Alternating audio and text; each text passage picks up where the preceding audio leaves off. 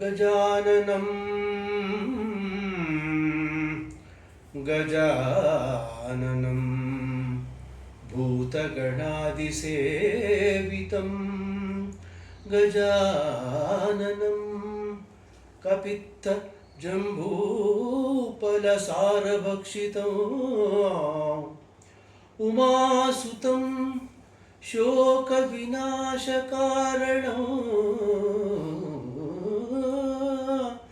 ಉಮಾಸುತಂ ಶೋಕವಿನಾಶಕಾರಣಂ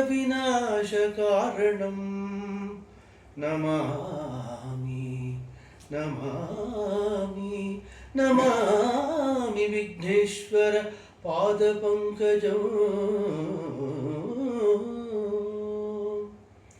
ಗುರವೇ ಸರ್ವಲೋಕಾನಾಂ ಭಿಷಜೇ ಭವರೋಗಿಣಾಂ ನಿಧಯೇ ಸರ್ವವಿದ್ಯಾನಾಂ ದಕ್ಷಿಣಾಮೂರ್ತಯೇ ನಮಃ.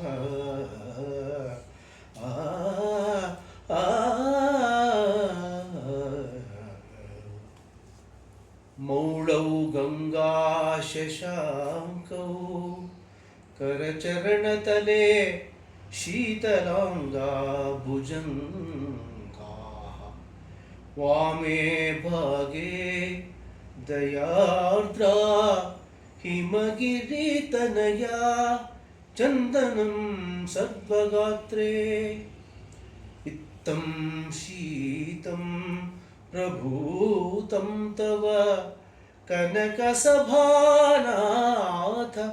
ಸೋಢುಂ ಕ್ವ ಶಕ್ತಿಃ ಚಿತ್ತೇ ನಿರ್ವೇದತಪ್ತೆ ಯದಿ ಭವತಿ ನ ತೇ ನಿತ್ಯವಾಸೋ ಮದೀಯೇ ನಿತ್ಯವಾಸೋ ಮದೀಯೇ.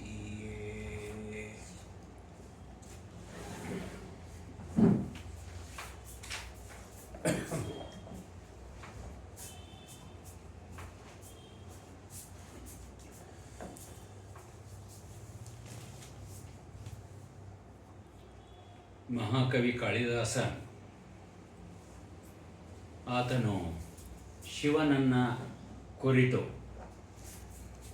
ನಾಂದಿ ಪದ್ಯಗಳಲ್ಲಿ, ನಾಟಕದ ನಾಂದಿ ಪದ್ಯಗಳಲ್ಲಿ ಸ್ತುತಿಸಿರುವುದರ ಜೊತೆಗೆ ಸಂದರ್ಭೋಚಿತವಾಗಿ ಅಲ್ಲಲ್ಲಿ ಉಪಮೆಗಳನ್ನು ಕೊಡೋ ಸಂದರ್ಭ ಇರ್ಬೋದು, ಮತ್ತೊಂದು ಎಲ್ಲೋ ಇನ್ನೊಂದು ಹೋಲಿಕೆ ಕೊಡೋದಿರ್ಬೋದು, ಶಿವನ ಪಕ್ಷಪಾತಿತನವನ್ನು ಅವನು ಮೆರೆದಿರೋದನ್ನು ಗಮನಿಸ್ತೀವಿ. ಆದರೆ ಅವನಿಗೆ ಅಷ್ಟಕ್ಕೆ ತೃಪ್ತಿಯಾಗೋದಿಲ್ಲ. ಶಿವನನ್ನು ಸಮಗ್ರವಾಗಿ, ಶಿವನನ್ನು ಕುರಿತೆ ಒಂದು ಸಮಗ್ರವಾಗಿ ಒಂದು ಕಾವ್ಯವನ್ನು ರಚನೆ ಮಾಡಬೇಕು ಎಂಬುದಾಗಿ ತೀರ್ಮಾನಿಸಿದಂಥವನು ಶಿವಪುರಾಣ, ಸ್ಕಂದ ಪುರಾಣಗಳಲ್ಲಿ ಲಭ್ಯ ಇದ್ದಂತಹ ಶಿವನ ಏನೋ ಕಥಾವಸ್ತುವನ್ನು ಇಟ್ಕೊಂಡವನು ಕುಮಾರ ಸಂಭವ ಮಹಾಕಾವ್ಯವನ್ನು ರಚನೆ ಮಾಡ್ತಾನೆ. ಕುಮಾರ ಸಂಭವ ಮಹಾಕಾವ್ಯ, ಇಲ್ಲಿ ಕುಮಾರ ಸಂಭವ ಮಹಾಕಾವ್ಯ ಪಂಚಮಹಾಕಾವ್ಯಗಳಲ್ಲಿ ಎರಡನೆಯ ಸ್ಥಾನದಲ್ಲಿರೋದು.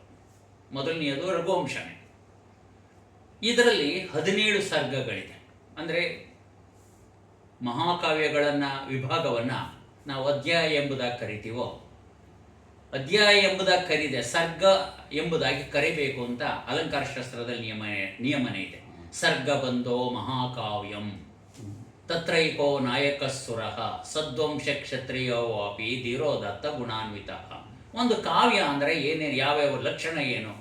ಈಗ ಮಹಾಕಾವ್ಯ ಅಂದರೆ ಅಲ್ಲಿ ಅಧ್ಯಾಯಗಳನ್ನು ಏನು ಸರ್ಗ ಎಂಬುದಾಗಿ ಕರೆದಿರಬೇಕು. ಇಲ್ಲಿ 17 ಸರ್ಗಗಳಿರ್ತಕ್ಕಂತಹ ಮಹಾಕಾವ್ಯ ಕುಮಾರ ಸಂಭವ. ಈ 17 ಸರ್ಗಗಳಲ್ಲಿ ಇಲ್ಲಿ ಪ್ರಧಾನವಾಗಿರ್ತಕ್ಕಂತಹ ಉದ್ದೇಶ ಏನು? ಕುಮಾರ ಸಂಭವ ಕಾರ್ತಿಕೇಯನ ಜನನವನ್ನು ಸೂಚನೆ ಮಾಡತಕ್ಕಂತಹದ್ದು. ಯಾತಕ್ಕೆ?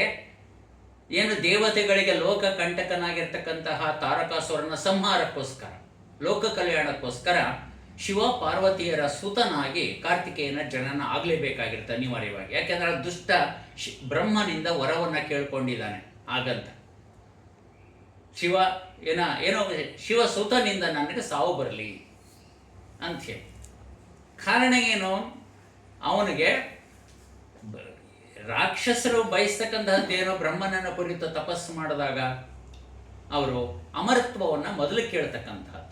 ಇಲ್ಲಪ್ಪ ಅಮರತ್ವ ದೇವತೆಗಳ ಸ್ವತ್ತು, ನಿಮಗೆಲ್ಲ ಕೊಡೋದಕ್ಕಾಗಲ್ಲ, ಬೇರೆ ಕೇಳೋಂದಾಗ ಬಹಳ ಜಾಣತನದಿಂದ ಪ್ರಶ್ನೆಗೆ ವರವನ್ನು ಕೇಳೋದು. ಶಿವ ದಕ್ಷಯಜ್ಞದ ಸಂದರ್ಭದಲ್ಲಿ ಏನು ದಾಕ್ಷಾಯಿಣಿ ಆ ಅಗ್ನಿಗುಂಡದಲ್ಲಿ ಬಿದ್ದು ಪ್ರಾಣತ್ಯಾಗವನ್ನು ಮಾಡಿದ ಮೇಲೆ ಶಿವ ಬ್ರಹ್ಮಚರ್ಯವನ್ನು ಸ್ವೀಕರಿಸಿ ಹಿಮಾಲಯದ ಒಂದು ತಪ್ಪಲಿನಲ್ಲಿ ಅನೇಕ ವರ್ಷಗಳ ಕಾಲದಿಂದ ತಪೋಮಗ್ನನಾಗ್ಬಿಟ್ಟಿದ್ದಾನೆ, ಲೋಕವನ್ನು ಮರೆತುಬಿಟ್ಟಿದ್ದಾನೆ ಅವನು. ಅಂದರೆ ಅಂತಹ ಸಂದರ್ಭದಲ್ಲಿ ನಡೆದ ಘಟನೆ ಇದು.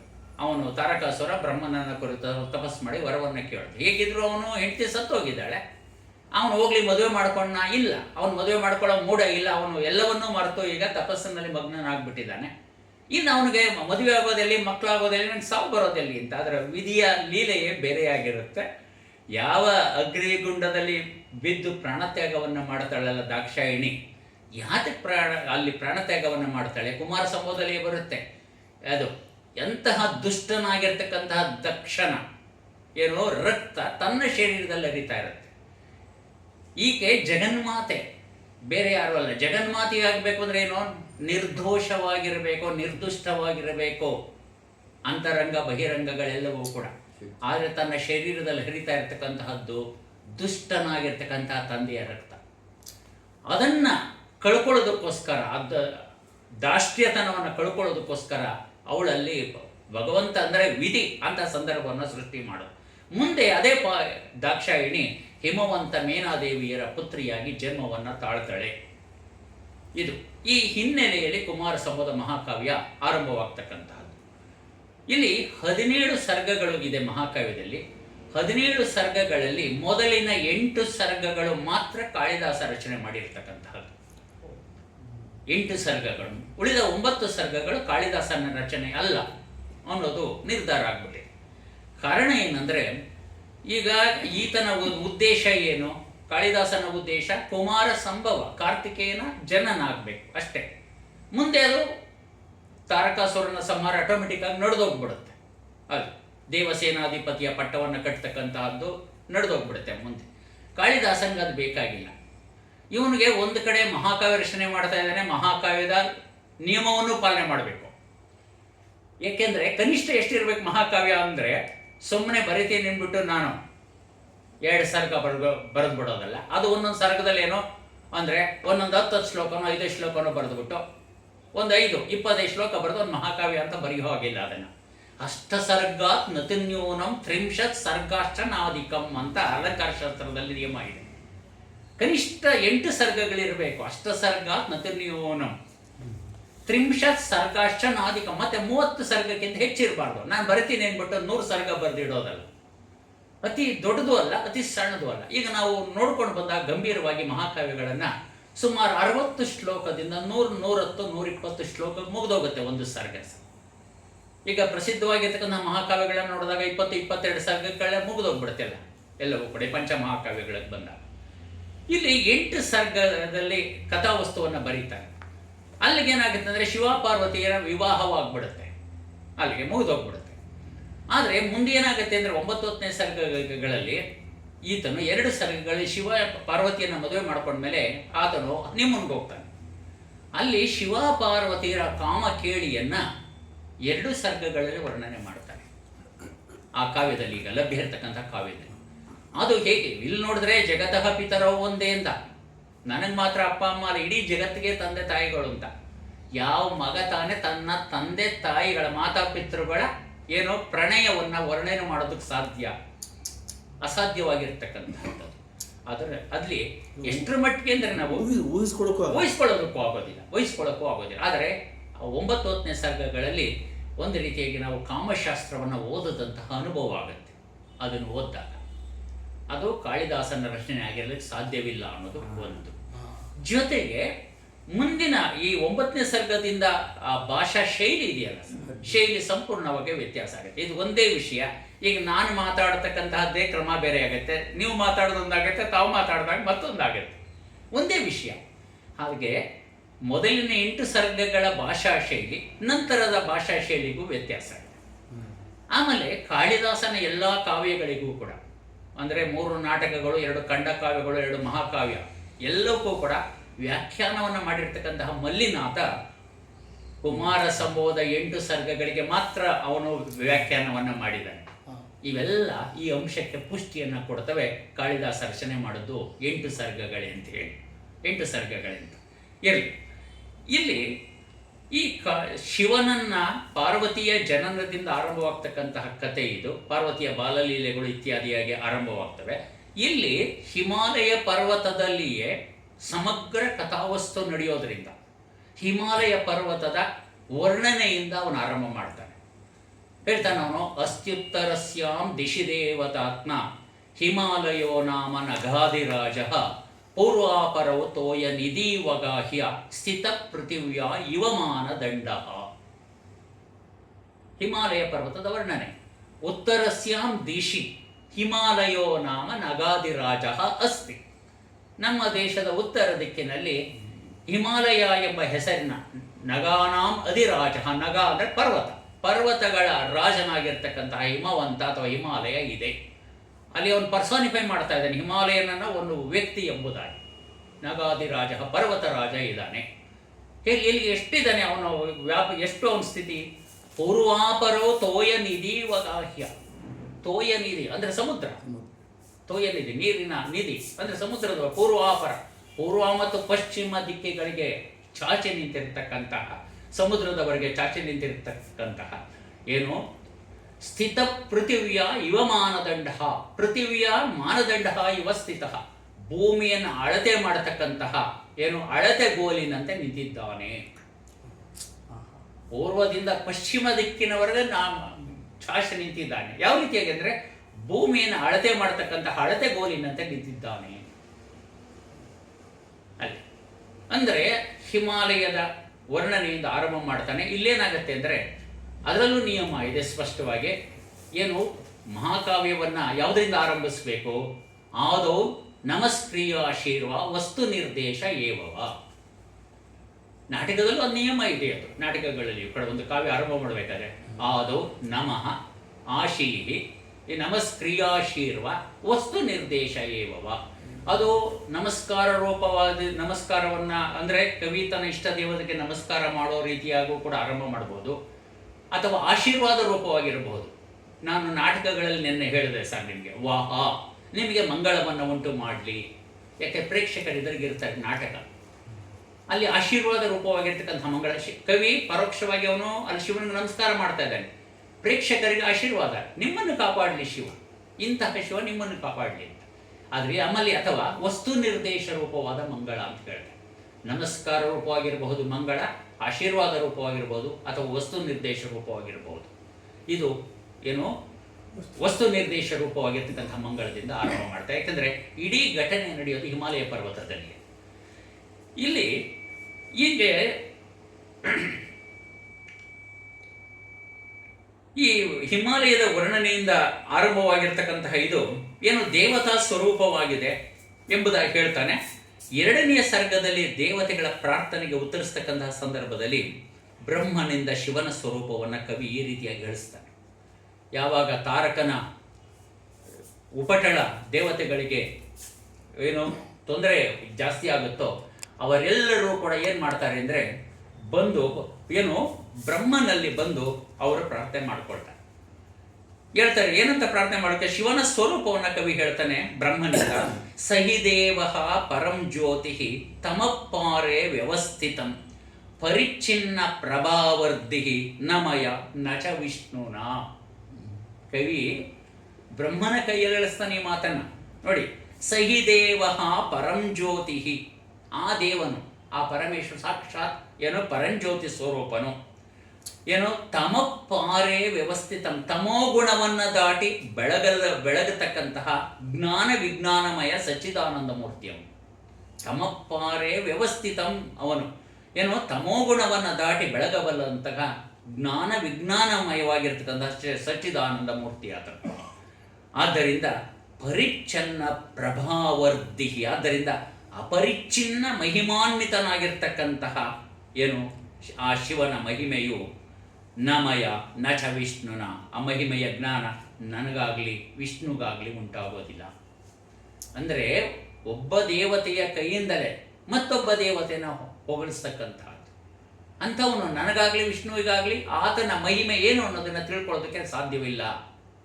ಬ್ರಹ್ಮನಿಂದ ಕವಿ ಇಂತಹ ಮಾತನ್ನು ಹೇಳಿಸ್ತಾನೆ. ಇನ್ನು 3ನೇ ಸರ್ಗದಲ್ಲಿ ಇಂದ್ರನ ಆದೇಶದಂತೆ ಮನ್ಮಥ ಶಿವನ ತಪೋಭಂಗ ಮಾಡೋದಕ್ಕೆ ಮಿತ್ರನಾಗಿರ್ತಕ್ಕಂತಹ ವಸಂತ ಮತ್ತು ಪತ್ನಿಯಾಗಿರ್ತಕ್ಕಂತಹ ರತಿಯೊಡನೆ ಶಿವನ ತಪೋಭೂಮಿಗೆ ಬರ್ತಾನೆ. ಆ ಸಂದರ್ಭದಲ್ಲಿ ವಸಂತನ ಪ್ರಭಾವದಿಂದ ಅಕಾಲದಲ್ಲಿ ವಸಂತ ಮಾಸ ಉಂಟಾಗುತ್ತೆ ತಪೋಭೂಮಿಯಲ್ಲಿ. ಶಿವನ ತಪೋಭೂಮಿ ಎಲ್ಲ ಚರಾಚರ ವಸ್ತುಗಳು ಕೂಡ ವಸಂತನ ಪ್ರಭಾವಕ್ಕೆ ಒಳಗಾಗಿ ಸಮಗ್ರ ಕಾಡು ಚಿತ್ರದಲ್ಲಿ ಬರೆಯಲ್ಪಟ್ಟಂತೆ ಕಾಣುತ್ತೆ. ಮನ್ಮಥನ ಪ್ರಭಾವಕ್ಕೆ ಒಳಗಾಗದಾಗ ಯಾವ್ಯಾವ ಪ್ರಾಣಿಗಳ ಮೇಲೆ ಏನೇನು ಪರಿಣಾಮ ಬೀಳ್ತು ಅನ್ನೋದನ್ನು ತುಂಬ ಸಹಜವಾಗಿ ವರ್ಣನೆ ಮಾಡ್ತಾನೆ. ನಿಷ್ಕಂಪ ವೃಕ್ಷಂ ನಿಭೃತದ್ವಿರೇಪಂ ಮೂಕಾಂಡಜಂ ಶಾಂತ ಮೃಗ ಪ್ರಚಾರಂ. ಅವನು ಹೇಳ್ತಾನೆ ಅಲ್ಲಿ ನಿಷ್ಕಂಪ ವೃಕ್ಷಗಳೆಲ್ಲ ನಿಷ್ಕಂಪ ಕಂಪನ ನಿಲ್ಲಿಸ್ಬಿಟ್ಟು, ಮೂಕಾಂಡಜಂ ಏನು ಪಶು ಪಕ್ಷಿ ಪ್ರಾಣಿಗಳ ಮೂಕವಾಗ್ಬಿಟ್ಟು ಅವ್ರು ಧ್ವನಿ ಮಾಡೋದನ್ನ ನಿಲ್ಲಿಸ್ಬಿಟ್ಟು, ಶಾಂತ ಮೃಗ ಪ್ರಚಾರಂ ಪ್ರಾಣಿಗಳು ಅಡ್ಡಾಡೋದನ್ನ ನಿಲ್ಲಿಸ್ಬಿಟ್ಟು.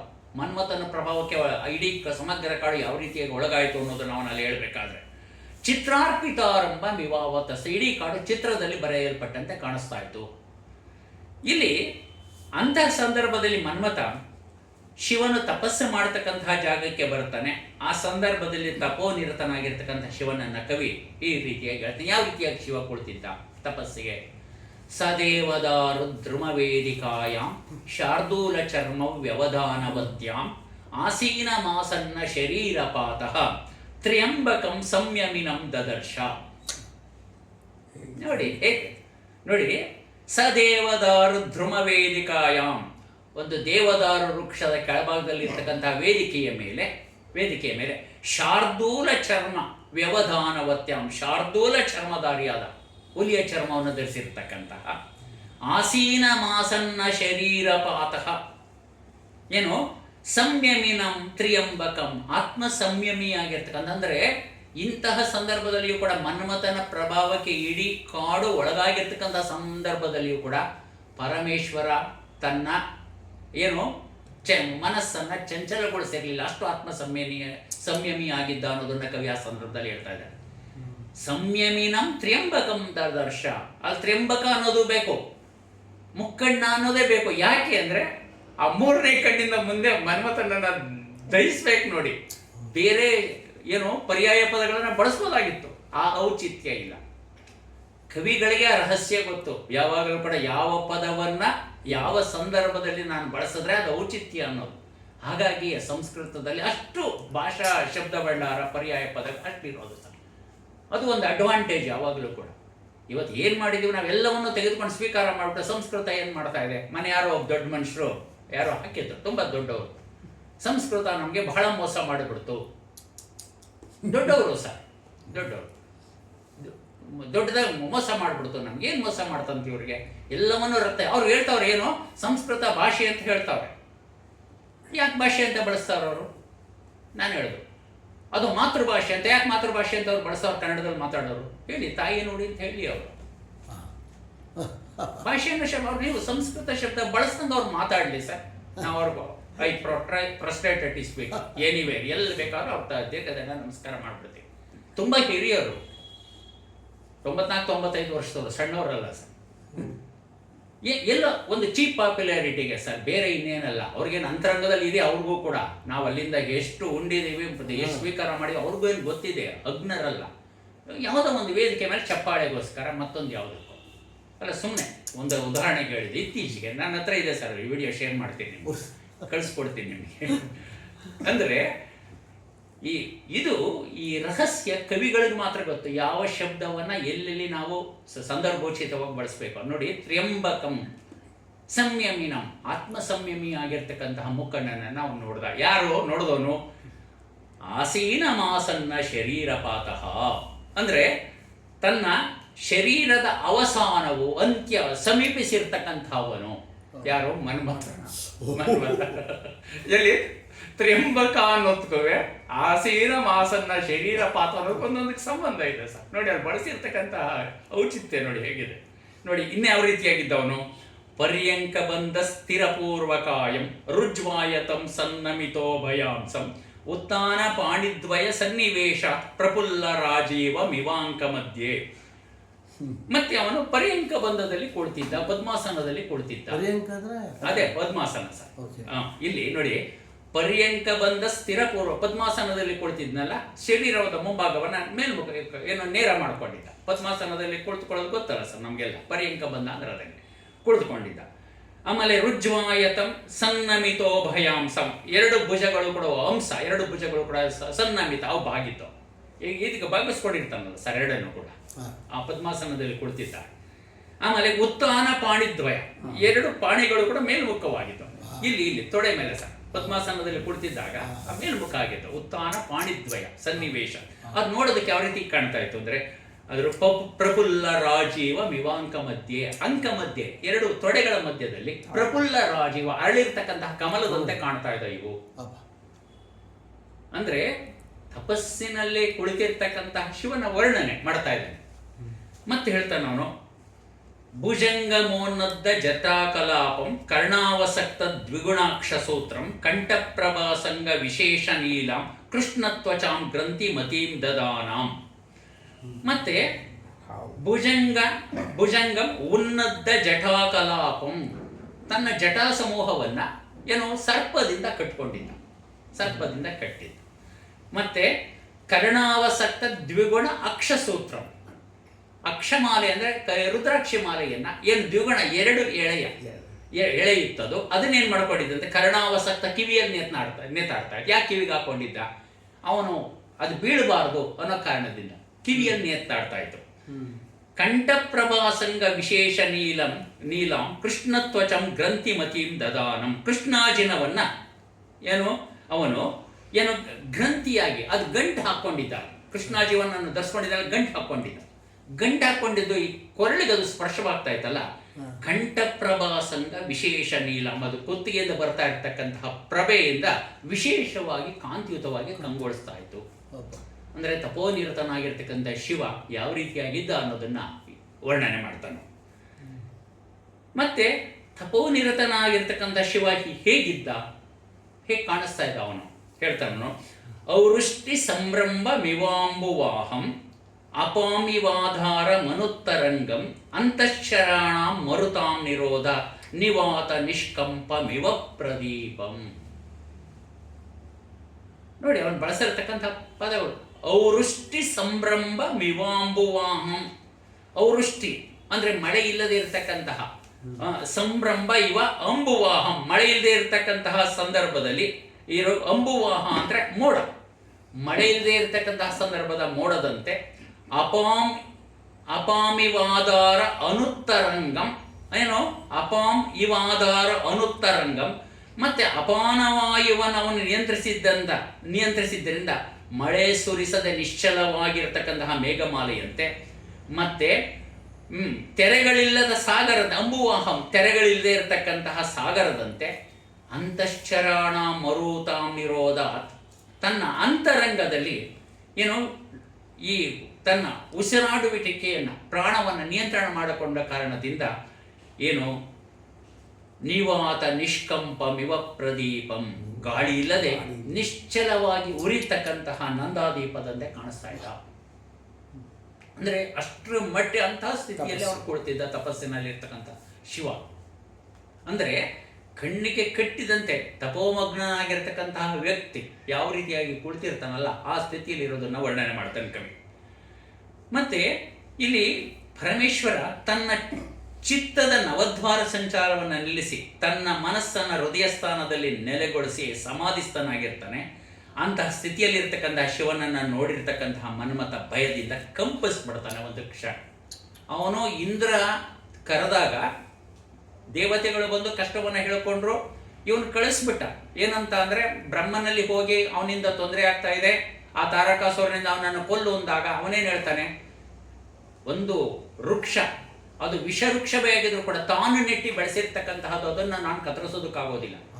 ಈಗ ಉದಾಹರಣೆಗೆ ನಮ್ಮ ಮಕ್ಕಳು, ನನ್ನ ಮಗ ಕ್ರಿಮಿನಲ್ ಅಪ್ಪ, ಬೇರೆಯವ್ರು ನೋಡಿದ್ರೆ ಸಾಯಿಸ್ಬೋದು, ನಾವೇ ಹೊಡೆದು ಸಾಯಿಸೋದಕ್ಕಾಗೋದಿಲ್ವಲ್ಲ ಸರ್, ಜನ್ಮ ಕೊಟ್ಟು ಬೆಳೆಸಿರ್ತೀವಲ್ಲ. ಅದು ಉದಾಹರಣೆ ನಮ್ಮಲ್ಲಿ ಒಬ್ಬ ವಿದ್ಯಾರ್ಥಿ ಇದ್ದ, ತುಂಬ ತುಂಟ ಹುಡುಗ ಇದ್ದ, ತುಂಬ ಒಳ್ಳೆ ಹುಡುಗ, ವಯಸ್ಸು ಮೀರಿಬಿಟ್ಟಿತ್ತು. ಎಲ್ಲರೂ 17-18 ವರ್ಷಕ್ಕೆ ಬಂದ್ರೆ ಅವ್ನಿಗಾಗಲೇ 24 ವರ್ಷ ಆಗ್ಬಿಟ್ಟಿತ್ತು.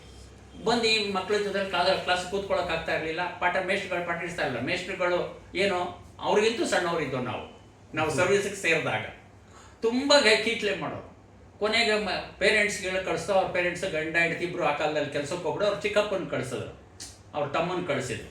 ಅವನು ಅಲ್ಲೇ ನಿಂತ್ಕೊಂಡ, ಗ್ರೌಂಡಿಂದ ಬರಲಿಲ್ಲ. ಇವ್ರು ಬಂದವರು, ಸರ್ ಒಂದು ಮಾತು ಹೇಳ್ತೀನಿ, ನಮ್ಮ ಕೈಲಿ ಆಗಲ್ಲ ಸರ್, ನಾವು ಪೇರೆಂಟ್ಸು ಅವನೇನು ಮಾಡೋಕ್ಕೆ, ನಾನೇ ದುಡ್ಡು ಕೊಡ್ತೀನಿ ಸರ್, ಯಾರನ್ನ ರೌಡಿಗಳು ಕರೆಸಿ ಅವ್ರ ಕೈ ಕಾಲು ಮುಗಿಸ್ಬಿಡಿ ಸರ್.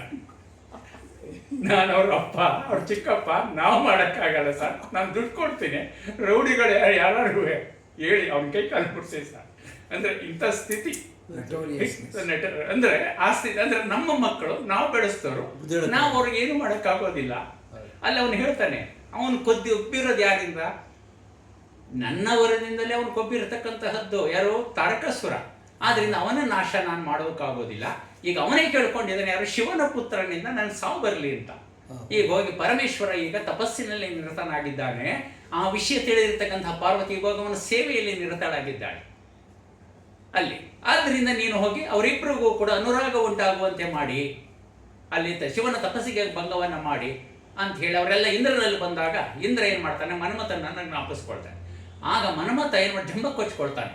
ಹಿಂದೆ ಮನ್ಮಥ ಯಾವ ಸಂದರ್ಭದಲ್ಲಿ ಜ್ಞಾಪಿಸ್ಕೊಳ್ತಾ ಇದ್ನಲ್ಲ ಇಂದ್ರ ಅಂಥ ಸಂದರ್ಭಗಳನ್ನೆಲ್ಲ ಮೆಲುಕು ಹಾಕುತ್ತಾನೆ. ಅದು ಅವನು ಕೊನೆಗೆ ಹೇಳ್ಬಿಡ್ತಾನೆ, ಕೊನೆ ಮಾತು ಹೇಳ್ತಾನೆ, ಕುರ್ಯಾಂ ಹರಸ್ಯಾಪಿ ಪಿನಾಕಪಾಣೇ ಧೈರ್ಯಚ್ಯುತಿಂ ಕೋಮಮ ಧನ್ವಿನೋನೇ. ಅವನು ಕೊನೆ ಮಾತು ಹೇಳ್ತಕ್ಕಂಥದ್ದು, ಕುರ್ಯಾಂ ಹರಸ್ಯಾಪಿ ಪಿನಾಕಪಾಣೇ, ಪಿನಾಕಪಾಣಿಯಾದ ಶಿವನ ಧೈರ್ಯಕ್ಕೂ ಚ್ಯುತಿ ಮಾಡುವಲ್ಲಿ ಅನ್ಯೇ ಧನ್ವಿನಃ ಮಮಾಕೆ, ಬೇರೆ ಬಿಲ್ಲುಗಾರ ನನ್ಗೆ ಯಾವ ಲೆಕ್ಕ?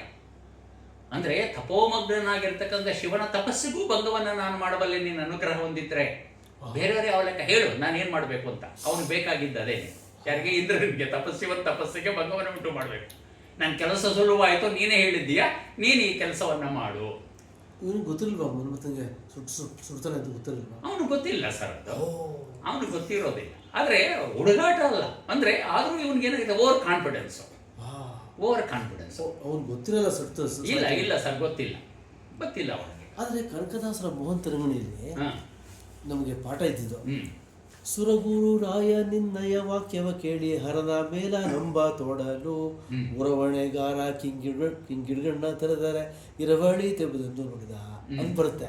ಇವನು ಮನ್ಮಥನ ಹತ್ರ ಬರ್ತಾರಲ್ಲ, ಇವರು ಸುರಗುರು ಅಂದರೆ ಬೃಹಸ್ಪತಿ ಹೇಳ್ತಾನೆ ಮನ್ಮಥನಿಗೆ, ಈ ಥರ ನೀನು ಬಾಣ ಬಿಡು ಅಂತ. ಇವ್ರು ಹೇಳ್ತಾನೆ, ಬಾಣ ಬಿಟ್ಬಿಟ್ರೆ ನನ್ನ ಉರವಣೆಗಾರ ಶಿವನ ಬಿಟ್ಟು ನಾನು ಹೋಗ್ಬಿಡ್ತೀನಲ್ಲ ಅಂತ ಹೇಳ್ತಾರಲ್ಲ. ಹಿಂಗೆ ಅಲ್ಲ ವ್ಯತ್ಯಾಸಗಳು ಸರ್. ಅದು ಯಾವಾಗಲೂ ಅಷ್ಟೇ, ಮೂಲ ಕಥೆಯನ್ನ ಆ ಕವಿಗಳು ತಮ್ಮ ಸಂದರ್ಭವಾಗಿ ಬದಲಾವಣೆ ಮಾಡ್ತಾರೆ. ನಿಮ್ಮ ಪ್ರಕಾರ ಗೊತ್ತಿರಲ್ಲ? ಇಲ್ಲ, ಗೊತ್ತಿರಲ್ಲ ಸರ್ ಅವನಿಗೆ. ಇವನು ಈ ಜಂಬ ಕೊಚ್ಕೊಳ್ತಾನ. ಇವನಲ್ಲ, ಅವನು ದೇವತೆಗಳ ಅಧಿಪತಿ, ಇವನು ಸಾಮಾನ್ಯ ಸೇವಕ ಅವನಿಗೆ. ಅಂದ್ರೆ ಈಗ ಎಲ್ಲರನ್ನು ಬಿಟ್ಟು ಈಗ ಮನ್ಮಥನನ್ನು ಒಬ್ಬ ಜ್ಞಾಪಿಸ್ಕೊಂಡ ಅಂದ್ರೆ, ನನ್ನ ಹತ್ರ 50 ಜನ ಸರ್ವೆಂಟ್ಸ್ ಇದ್ದಾರೆ, ಎಲ್ಲರ ಮಟ್ಟ ಯಾರನ್ನೋ ಒಬ್ಬನ ಕರೆದ್ರೆ ಯಜಮಾನ್ ಏನಾಗುತ್ತೆ, ಅವನಿಗೆ ಎಲ್ಲೂ ಇಲ್ಲದ್ದು ನನ್ನನ್ನು ಐಡೆಂಟಿಫೈ ಮಾಡಿದ್ರಲ್ಲ, ರೆಕಗ್ನೈಸ್ ಮಾಡಿದ್ರು. ಹಾಗೆ ಅವನು ಜಂಬ ಕೊಚ್ಕೊಳ್ತಾನೆ. ಕುರ್ಯಾಂ ಹರಸ್ಯಾಪಿ ಪಿನಾಕಪಾಣಿ ಧೈರ್ಯಚ್ಯುತಿಂ ಕೋಮಮ ಧನ್ವಿನೋನ್ಯೆ. ಆದರೆ ಇಲ್ಲೇನಾಗುತ್ತೆ ಅಂದರೆ, ಪರಮೇಶ್ವರನ ಆ ಸ್ಥಿತಿಯನ್ನು ನೋಡಿದಂತಹ ಅವನು ಕಂಪಿಸ್ಬಿಡ್ತಾನೆ ತಪೋವನದಲ್ಲಿ. ಆಗ ಇಲ್ಲಿ ಶಿವ ಭಕ್ತಪ್ರಿಯ ಅನ್ನೋದನ್ನು ಕವಿ ಹೇಳ್ತಾನೆ. ಶಿವನ ಸೇವೆಯಲ್ಲಿ ಪಾರ್ವತಿ ನಿರತಳಾಗಿದ್ದು ಈಗ ಸಖಿಯರೊಡನೆ ಆಗಮಿಸಿ ಶಿವನಿಗೆ ನಮಸ್ಕಾರವನ್ನು ಮಾಡ್ತಾಳೆ. ಆಗ ಶಿವನು ಅವಳಿಗೆ ಏನು ಮಾಡ್ತಾನೆ ಅಂದರೆ, ತನಗೆ ನಮಸ್ಕಾರ ಮಾಡಿದ್ಮೇಲೆ ಭಕ್ತರಿಗೆ ಆಶೀರ್ವಾದ ಮಾಡಬೇಕಲ್ಲ, ವರ ಕೊಡಬೇಕಲ್ಲ. ಅನನ್ಯಭಾಜಂ ಪತಿಂ ಆಪ್ನುಹೀತಿ, ಅನನ್ಯಭಾಜಂ ಪತಿಂ ಆಪ್ನುಹಿ, ಬೇರೆ ಯಾವುದೇ ಸ್ತ್ರೀಯಲ್ಲಿಯೂ ಕೂಡ ಅನುರಕ್ತನಾಗದೇ ಇರತಕ್ಕಂಥ ವ್ಯಕ್ತಿಯನ್ನು ಪತಿಯನ್ನಾಗಿ ಪಡೆ. ಅಂದರೆ ಏಕಪತ್ನಿ ವ್ರತಸ್ಥನಾಗಿರ್ತಕ್ಕಂಥ ವ್ಯಕ್ತಿಯನ್ನು ನೀನು ಪತ್ನಿಯನ್ನಾಗಿ ಪಡೆ. ಇದು ಸಾಮಾನ್ಯವಾಗಿರ್ತಕ್ಕಂತಹ ಮಾತಲ್ಲ, ಶಿವನೇ ಹೇಳ್ತಾ ಇರ್ತಕ್ಕಂಥದ್ದು. ಅಂದರೆ ಪಾರ್ವತಿಗೆ ಅಲ್ಲಿ ಶಿವ ಹೇಳ್ತಾನೆ ಅಂದರೆ ಅದು ವರನೇ ಅದು. ಅನನ್ಯ ಭಾಷಂ ಪತಿಂ ಆಪ್ನುಹಿ. ತನ್ನ ನಮಸ್ಕಾರ ಮಾಡಿದಂತಹ ಭಕ್ತರಿಗೆ ವರ ಕೊಡ್ಬೇಕಲ್ಲ, ಆಶೀರ್ವಾದ ಮಾಡ್ಬೇಕಲ್ಲ. ಅಂದ್ರೆ ಶಿವ ಭಕ್ತ ಪ್ರಿಯನಾಗಿದ್ದ ಅನ್ನೋದಕ್ಕೆ ಶಿವ ಎದ್ದಿದ್ನವಾಗ ಯಾರಿಗೆ ಭಾಗ್ಯದಾಗ ಇಲ್ಲ, ಆ ಸಂದರ್ಭದಲ್ಲಿ ಅವನು ಪಾರ್ವತಿಯನ್ನು ಸೇವೆ ಮಾಡ್ತಾ ಇರ್ತಾಳಲ್ಲ, ಆ ಸಂದರ್ಭದಲ್ಲಿ ಅವನು ಎಚ್ಚರವಾಗಿರ್ತಾನೆ. ಹೌದು. ಓಕೆ. ಹಾ, ಇನ್ನೂ ಡಿಸ್ಟರ್ಬ್ ಆಗಿಲ್ಲ. ಇನ್ನೂ ಇಲ್ಲ ಸರ್. ಅದೇ ಇದೇ ಸಂದರ್ಭ ಸರ್. ಮುಂಚೆ ಇಲ್ಲ ಇದೇ ಸಂದರ್ಭ. ಈಗಲೇ ಅವನಲ್ಲಿ ಇದ್ದಾನೆ, ತಪೋವನದಲ್ಲಿ ಏನಿದೆಯಲ್ಲ ಅಲ್ಲಿ ಇದ್ದಾನೆ ಅವನು. ಯಾರು ಶಿವನ ತಪೋಭೂಮಿ ಏನಿದೆಯಲ್ಲ, ತಪೋಭೂಮಿ ಒಳಗಡೆ ಇದ್ದಾನೆ ಅವನು. ಇಲ್ಲಿ ಪಾರ್ವತಿ ಗೆಳತಿಯರ ಜೊತೆಯಲ್ಲಿ ಬಂದು ಶಿವನಿಗೆ ಸೇವೆಯನ್ನ ಮಾಡ್ತಾ ಇದ್ದಾಳೆ. ನಮಸ್ಕಾರ ಮಾಡಿದಾಗ ಆಶೀರ್ವಾದ ಮಾಡ್ತಾನೆ, ಶಿವ ವರವನ್ನ ಕೊಡ್ತಾನೆ. ಅದೇ. ಆಮೇಲೆ ತರುವಾಯ ಪಾರ್ವತಿ ಶಿವನಿಗೋಸ್ಕರ ಅನನ್ಯ ಭಕ್ತಿಯಿಂದ ಸಿದ್ಧಪಡಿಸ್ಕೊಂಡು ತಂದಿರತಕ್ಕಂತಹ ಒಂದು ಅಕ್ಷಮಾಲೆ ಎಂತಂದ್ರೆ, ಅವನು ಗಂಗಾ ನದಿಯಲ್ಲಿ ಬೆಳೆದಿರ್ತಕ್ಕಂತಹ ತಾವರೆಯ ಗಳನ್ನು ತಂದು ಆ ತಾವರೆಯಲ್ಲಿರ್ತಕ್ಕಂತಹ ಬೀಜಗಳನ್ನು ಅವಳೇ ಸಂಗ್ರಹಿಸಿ ಅದನ್ನು ಸೂರ್ಯನ ಬಿಸಿಲಿನಲ್ಲಿ ಒಣಗಿಸಿ, ಆ ಒಣಗಿದಂತಹ ಬೀಜಗಳಿಗೆ ಶಿವ ಈಗ ಅವನು ಏನು ಪರಮಾತ್ಮ, ಅವನಿಗೆ ಯಾವುದು ಪ್ರಿಯವಾಗಿರ್ತಕ್ಕಂತಹದ್ದು? ಒಂದು ಅಕ್ಷಮಾಲೆ. ತಾವರೆಯ ಬೀಜಗಳ ಮಾಲೆಯನ್ನು ತಾನೇ ಸಿದ್ಧಪಡಿಸ್ಕೊಂಡು ಬಂದು ಅವನಿಗೆ ಈ ತಪಸ್ವಿಯಾಗಿರ್ತಕ್ಕಂಥ ಶಿವನಿಗೆ ಅರ್ಪಣೆ ಮಾಡ್ತಾರೆ. ಇದು ತಾವರೆ ಬೀಜ ಸರ್, ಅಕ್ಷಮಾಲೆ. ಅದೇ ಬೀಡ್ಸ್ ಅಂತೀವಲ್ಲ ನಾವು, ಅದು ಸರ್. ಅದು ಅಕ್ಷಮಾಲೆ ಅಂದ್ರೆ ರುದ್ರಾಕ್ಷಿನೂ ಕೂಡ ಅಕ್ಷ ಬೀಡ್ಸ್ ಅಂತಾನೆ ಕರೆಯೋದು ಸರ್ ನಾವು.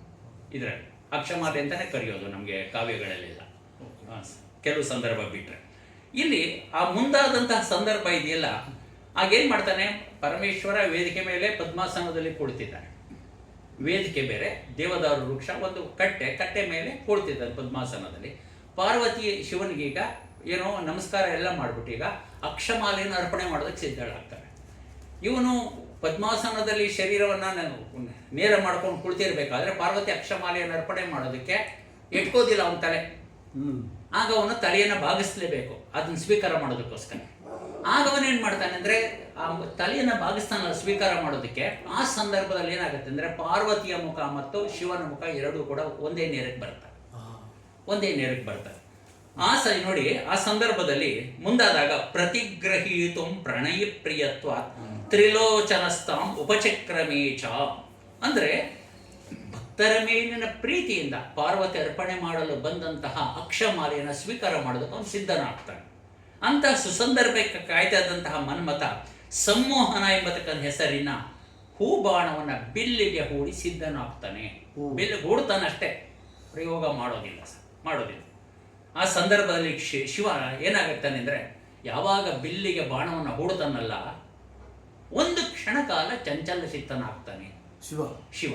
ಅವನು ಬಿಲ್ಲಿಗೆ ಬಾಣವನ್ನು ಹೂಡ್ತಾ ಇದ್ದ ಹಾಗೆ ಅವನು ಅಲ್ಲಿ ಹೇಳ್ತಾನೆ, ಕವಿ ಹೇಳ್ತಾನೆ, ಹರಸ್ತು ಕಿಂಚಿತ್ ಪರಿಲುಪ್ತ ಧೈರ್ಯ ಚಂದ್ರೋದಯಾರಂಭ ಇವಾಂಬುರಾಶಿ ಉಮಾಮುಖೆ ಬಿಂಬ ಫಲಾದರೋಷ್ಟೇ ವ್ಯಾಪಾರಯಾಮಾಸ ವಿಲೋಚನಾನಿ.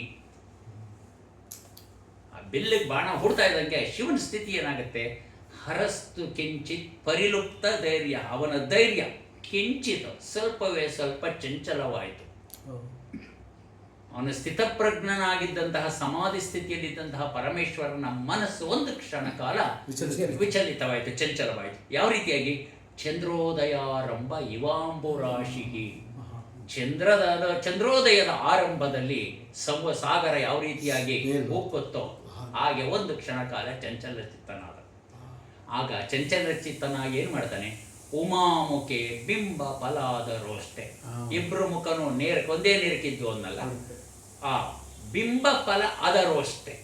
ಬಿಂಬ ಫಲ ಅಂದ್ರೆ ತೊಂಡೆ ಹಣ್ಣು, ತೊಂಡೆಯ ಹಣ್ಣಿನಂತಹ ಅದರಗಳುಳ್ಳ ತುಟಿಗಳುಳ್ಳ ಉಮೆಯ ಮುಖದಲ್ಲಿ ವ್ಯಾಪಾರಯಾಮಾಸ ವಿಲೋಚನಾನಿ, ತನ್ನ ದೃಷ್ಟಿಯನ್ನ ಕೇಂದ್ರೀಕರಿಸ ಒಂದು ಕ್ಷಣ ಕಾಲ ಆಸೆಯ ಗಣ್ಣುಗಳಿಂದ ನೋಡ್ದ.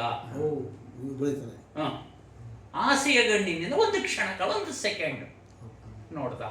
ಅಂದ್ರೆ ಪರಮೇಶ್ವರ ಚಂಚಲ ಚಿತ್ತನಾದ ಒಂದು ಕ್ಷಣ ಕಾಲ ಅನ್ನೋದನ್ನ ಕವಿ ಎಷ್ಟು ಸೊಗಸಾಗಿ ಒಂದೇ ಶ್ಲೋಕದಲ್ಲಿ ಹೇಳ್ಬಿಡ್ತಾರೆ. ವ್ಯಾಪಾರಯಾಮ ಅಂದ್ರೆ ಅವನಿಗೂ ಕೂಡ ಅವನಿಗೆ ಚೇಷ್ಟೆ. ಹೀಗೆ ಕ್ಷಣಕಾಲ ಚಂಚಲ ಚಿತ್ತನಾದಂತಹ ಶಿವ ಅಂತಹ ಚಂಚಲತೆಗೆ ಯಾವುದೋ ಬಾಹ್ಯ ಕೈವಾಡ ಇರಬೇಕು ಅನ್ನೋದನ್ನ ತನ್ನ ಯೋಚನೆ ಮಾಡಿ ತನ್ನ ದೃಷ್ಟಿ ಏನೇನ್ ಮಾಡ್ತಾನೆ ಅಂದ್ರೆ ಎಲ್ಲಾ ದಿಕ್ಕುಗಳಲ್ಲಿಯೂ ಕೂಡ ಅವನು ಚೆಲ್ತಾನೆ, ಎಲ್ಲಾ ಕಡೆ ಈ ಕಡೆ ನೋಡ್ಕೊಂಡು ಬರ್ತಾನೆ. ಆ ಸಂದರ್ಭದಲ್ಲಿ ತನ್ನ ಮೇಲೆ ಬಾಣಪ್ರಯೋಗ ಮಾಡಲು ಸಿದ್ಧನಾಗಿರ್ತಕ್ಕಂತಹ ಮನ್ಮಥನನ್ನು ಕಾಣ್ತಾ ಇದ್ದ ಹಾಗೆ ಶಿವನಿಗೆ ಅಪಾರ ಕೋಪ ಬಂದ್ಬಿಡುತ್ತೆ. ಅದು ಮನ್ಮಥನ ಭಸ್ಮಕ್ಕೂ ಕಾರಣವಾಗುತ್ತೆ. ಆಗ ಶಿವನ ಕೋಪವನ್ನು ಕಾಳಿದಾಸ ಯಾವ ರೀತಿಯಾಗಿ ವರ್ಣನೆ ಮಾಡ್ತಾನೆ ಅಂದರೆ, ತಪಪರಾಮರ್ಶ ವಿವೃದ್ಧ ಮನ್ಯೋಹೋ ಭ್ರೂಭಂಗ ದುಷ್ಪ್ರೇಕ್ಷ್ಯ ಮುಖಸ್ಯ ತಸ್ಯ ಸ್ಫುರನ್ನುದರ್ಚಿ ಸಹಸಾ ತೃತೀಯಾತ್ ಅಕ್ಷ್ಣಾಹ ಕೃಶಾನು ಕಿಲ ನಿಷ್ಪಪಾತ. ಹೀಗೆ ಯಾವ ರೀತಿಯಾಗಿ ತಪಪರಾಮರ್ಶ, ತನ್ನ ತಪಸ್ಸಿಗೆ ಭಂಗವನ್ನುಂಟು ಮಾಡಿದವನ ಮೇಲೆ ವಿವೃದ್ಧ ಮನ್ಯೋಹೋ, ಒಮ್ಮೆಲೆ ಅವನು ಕೋಪ ಮಾಡಿಕೊಂಡ ಶಿವ. ತನ್ನ ತಪಸ್ಸಿಗೆ ಭಂಗವನ್ನು ಉಂಟು ಮಾಡ್ತಾ ಇರತಕ್ಕಂತಹ ಆ ಮನ್ಮಥನ ಮೇಲೆ ಕೂಡಲೇ ಅವನು ಒಮ್ಮೆಲೆ ಕೋಪ ಮಾಡಿಕೊಂಡ. ಭ್ರೂಭಂಗ ದುಷ್ಪ್ರೇಕ್ಷ್ಯ ಮುಖಸ್ಯ ತಸ್ಯ, ಆ ಕಾರಣದ ಭ್ರೂಭಂಗ, ಹುಬ್ಬು ಗಂಟಿಕ್ಕಿದ ಅವನ ಮುಖವನ್ನು ನೋಡೋದಕ್ಕೆ ಯಾರಿಂದಲೂ ಕೂಡ ಸಾಧ್ಯವಾಗ್ತಾ ಇರಲಿಲ್ಲ. ಭ್ರೂಭಂಗ ದುಷ್ಪ್ರೇಕ್ಷ್ಯ, ನೋಡೋದಕ್ಕೆ ಅಸಾಧ್ಯ ಯಾರಿಂದಲೂ. ತಸ್ಯ, ಆ ಸಂದರ್ಭದಲ್ಲಿ ಹುಬ್ಬನ್ನು ಗಂಟಿಕ್ಕಿದ ಕಾರಣದಿಂದ ಅವನ ಮುಖವನ್ನು ನೋಡಲು ಯಾರಿಂದಲೂ ಸಾಧ್ಯವಾಗಲಿಲ್ಲ. ಸ್ಫುರನ್ನು ಉದರ್ಚಿಹಿ ಸಹಸಾ ತೃತೀಯಾತ್ ಅಕ್ಷ್ಣಾಹ, ತೃತೀಯಾತ್ ಅಕ್ಷ್ಣಾಹ, ಆತನ ಮೂರನೆಯ ಕಣ್ಣಿನಿಂದ ಏನು ಸ್ಫುರನ್ನುದರ್ಚಿಹಿ ಸಹಸ, ಒಮ್ಮಿಂದೊಮ್ಮೆಲೆ ಹೊರಬಂದಂತಹ ಜ್ವಾಲಾಗ್ನಿಯು ಕೃಶಾನುಹೋ ಅಗ್ನಿ ನಿಷ್ಪಪಾತ ಕಿಲ, ಅವನನ್ನು ಒಂದೇ ಕ್ಷಣ ಮಾತ್ರದಲ್ಲಿ ಅವನನ್ನು ದಹಿಸಿ, ಒಂದು ಕ್ಷಣ ಮಾತ್ರದಲ್ಲಿ ಸುಟ್ಟು ಹಾಕ್ಬಿಡ್ತು. ಇಲ್ಲಿ ಇದಕ್ಕೂ ಹಿನ್ನೆಲೆಯಾಗಿ ಹೇಳಬೇಕು, ಸ್ವಲ್ಪ ಹಿಂದೆ ಯಾವಾಗ ತನ್ನ ಚಂಚಲ ಚಿತ್ತನಾಗ್ತಾನೋ ಅಲ್ಲೊಂದು ಶ್ಲೋಕ ಬರುತ್ತೆ. ಏನಂದರೆ ಅದು ಈ ದೃಶ್ಯವನ್ನೆಲ್ಲ ನೋಡೋದಕ್ಕೆ, ಇಷ್ಟೆಲ್ಲ ನಡೀತಾ ಇರೋದು ಲೋಕ ಕಲ್ಯಾಣಕ್ಕಾಗಿ, ಆ ತಾರಕಾಸುರನ ಸಂಹಾರಕ್ಕೋಸ್ಕರ ಇಷ್ಟೆಲ್ಲ ಬ್ಯಾಕ್ ಗ್ರೌಂಡ್ ಆಗ್ತಾ ಇರ್ತಕ್ಕಂಥ.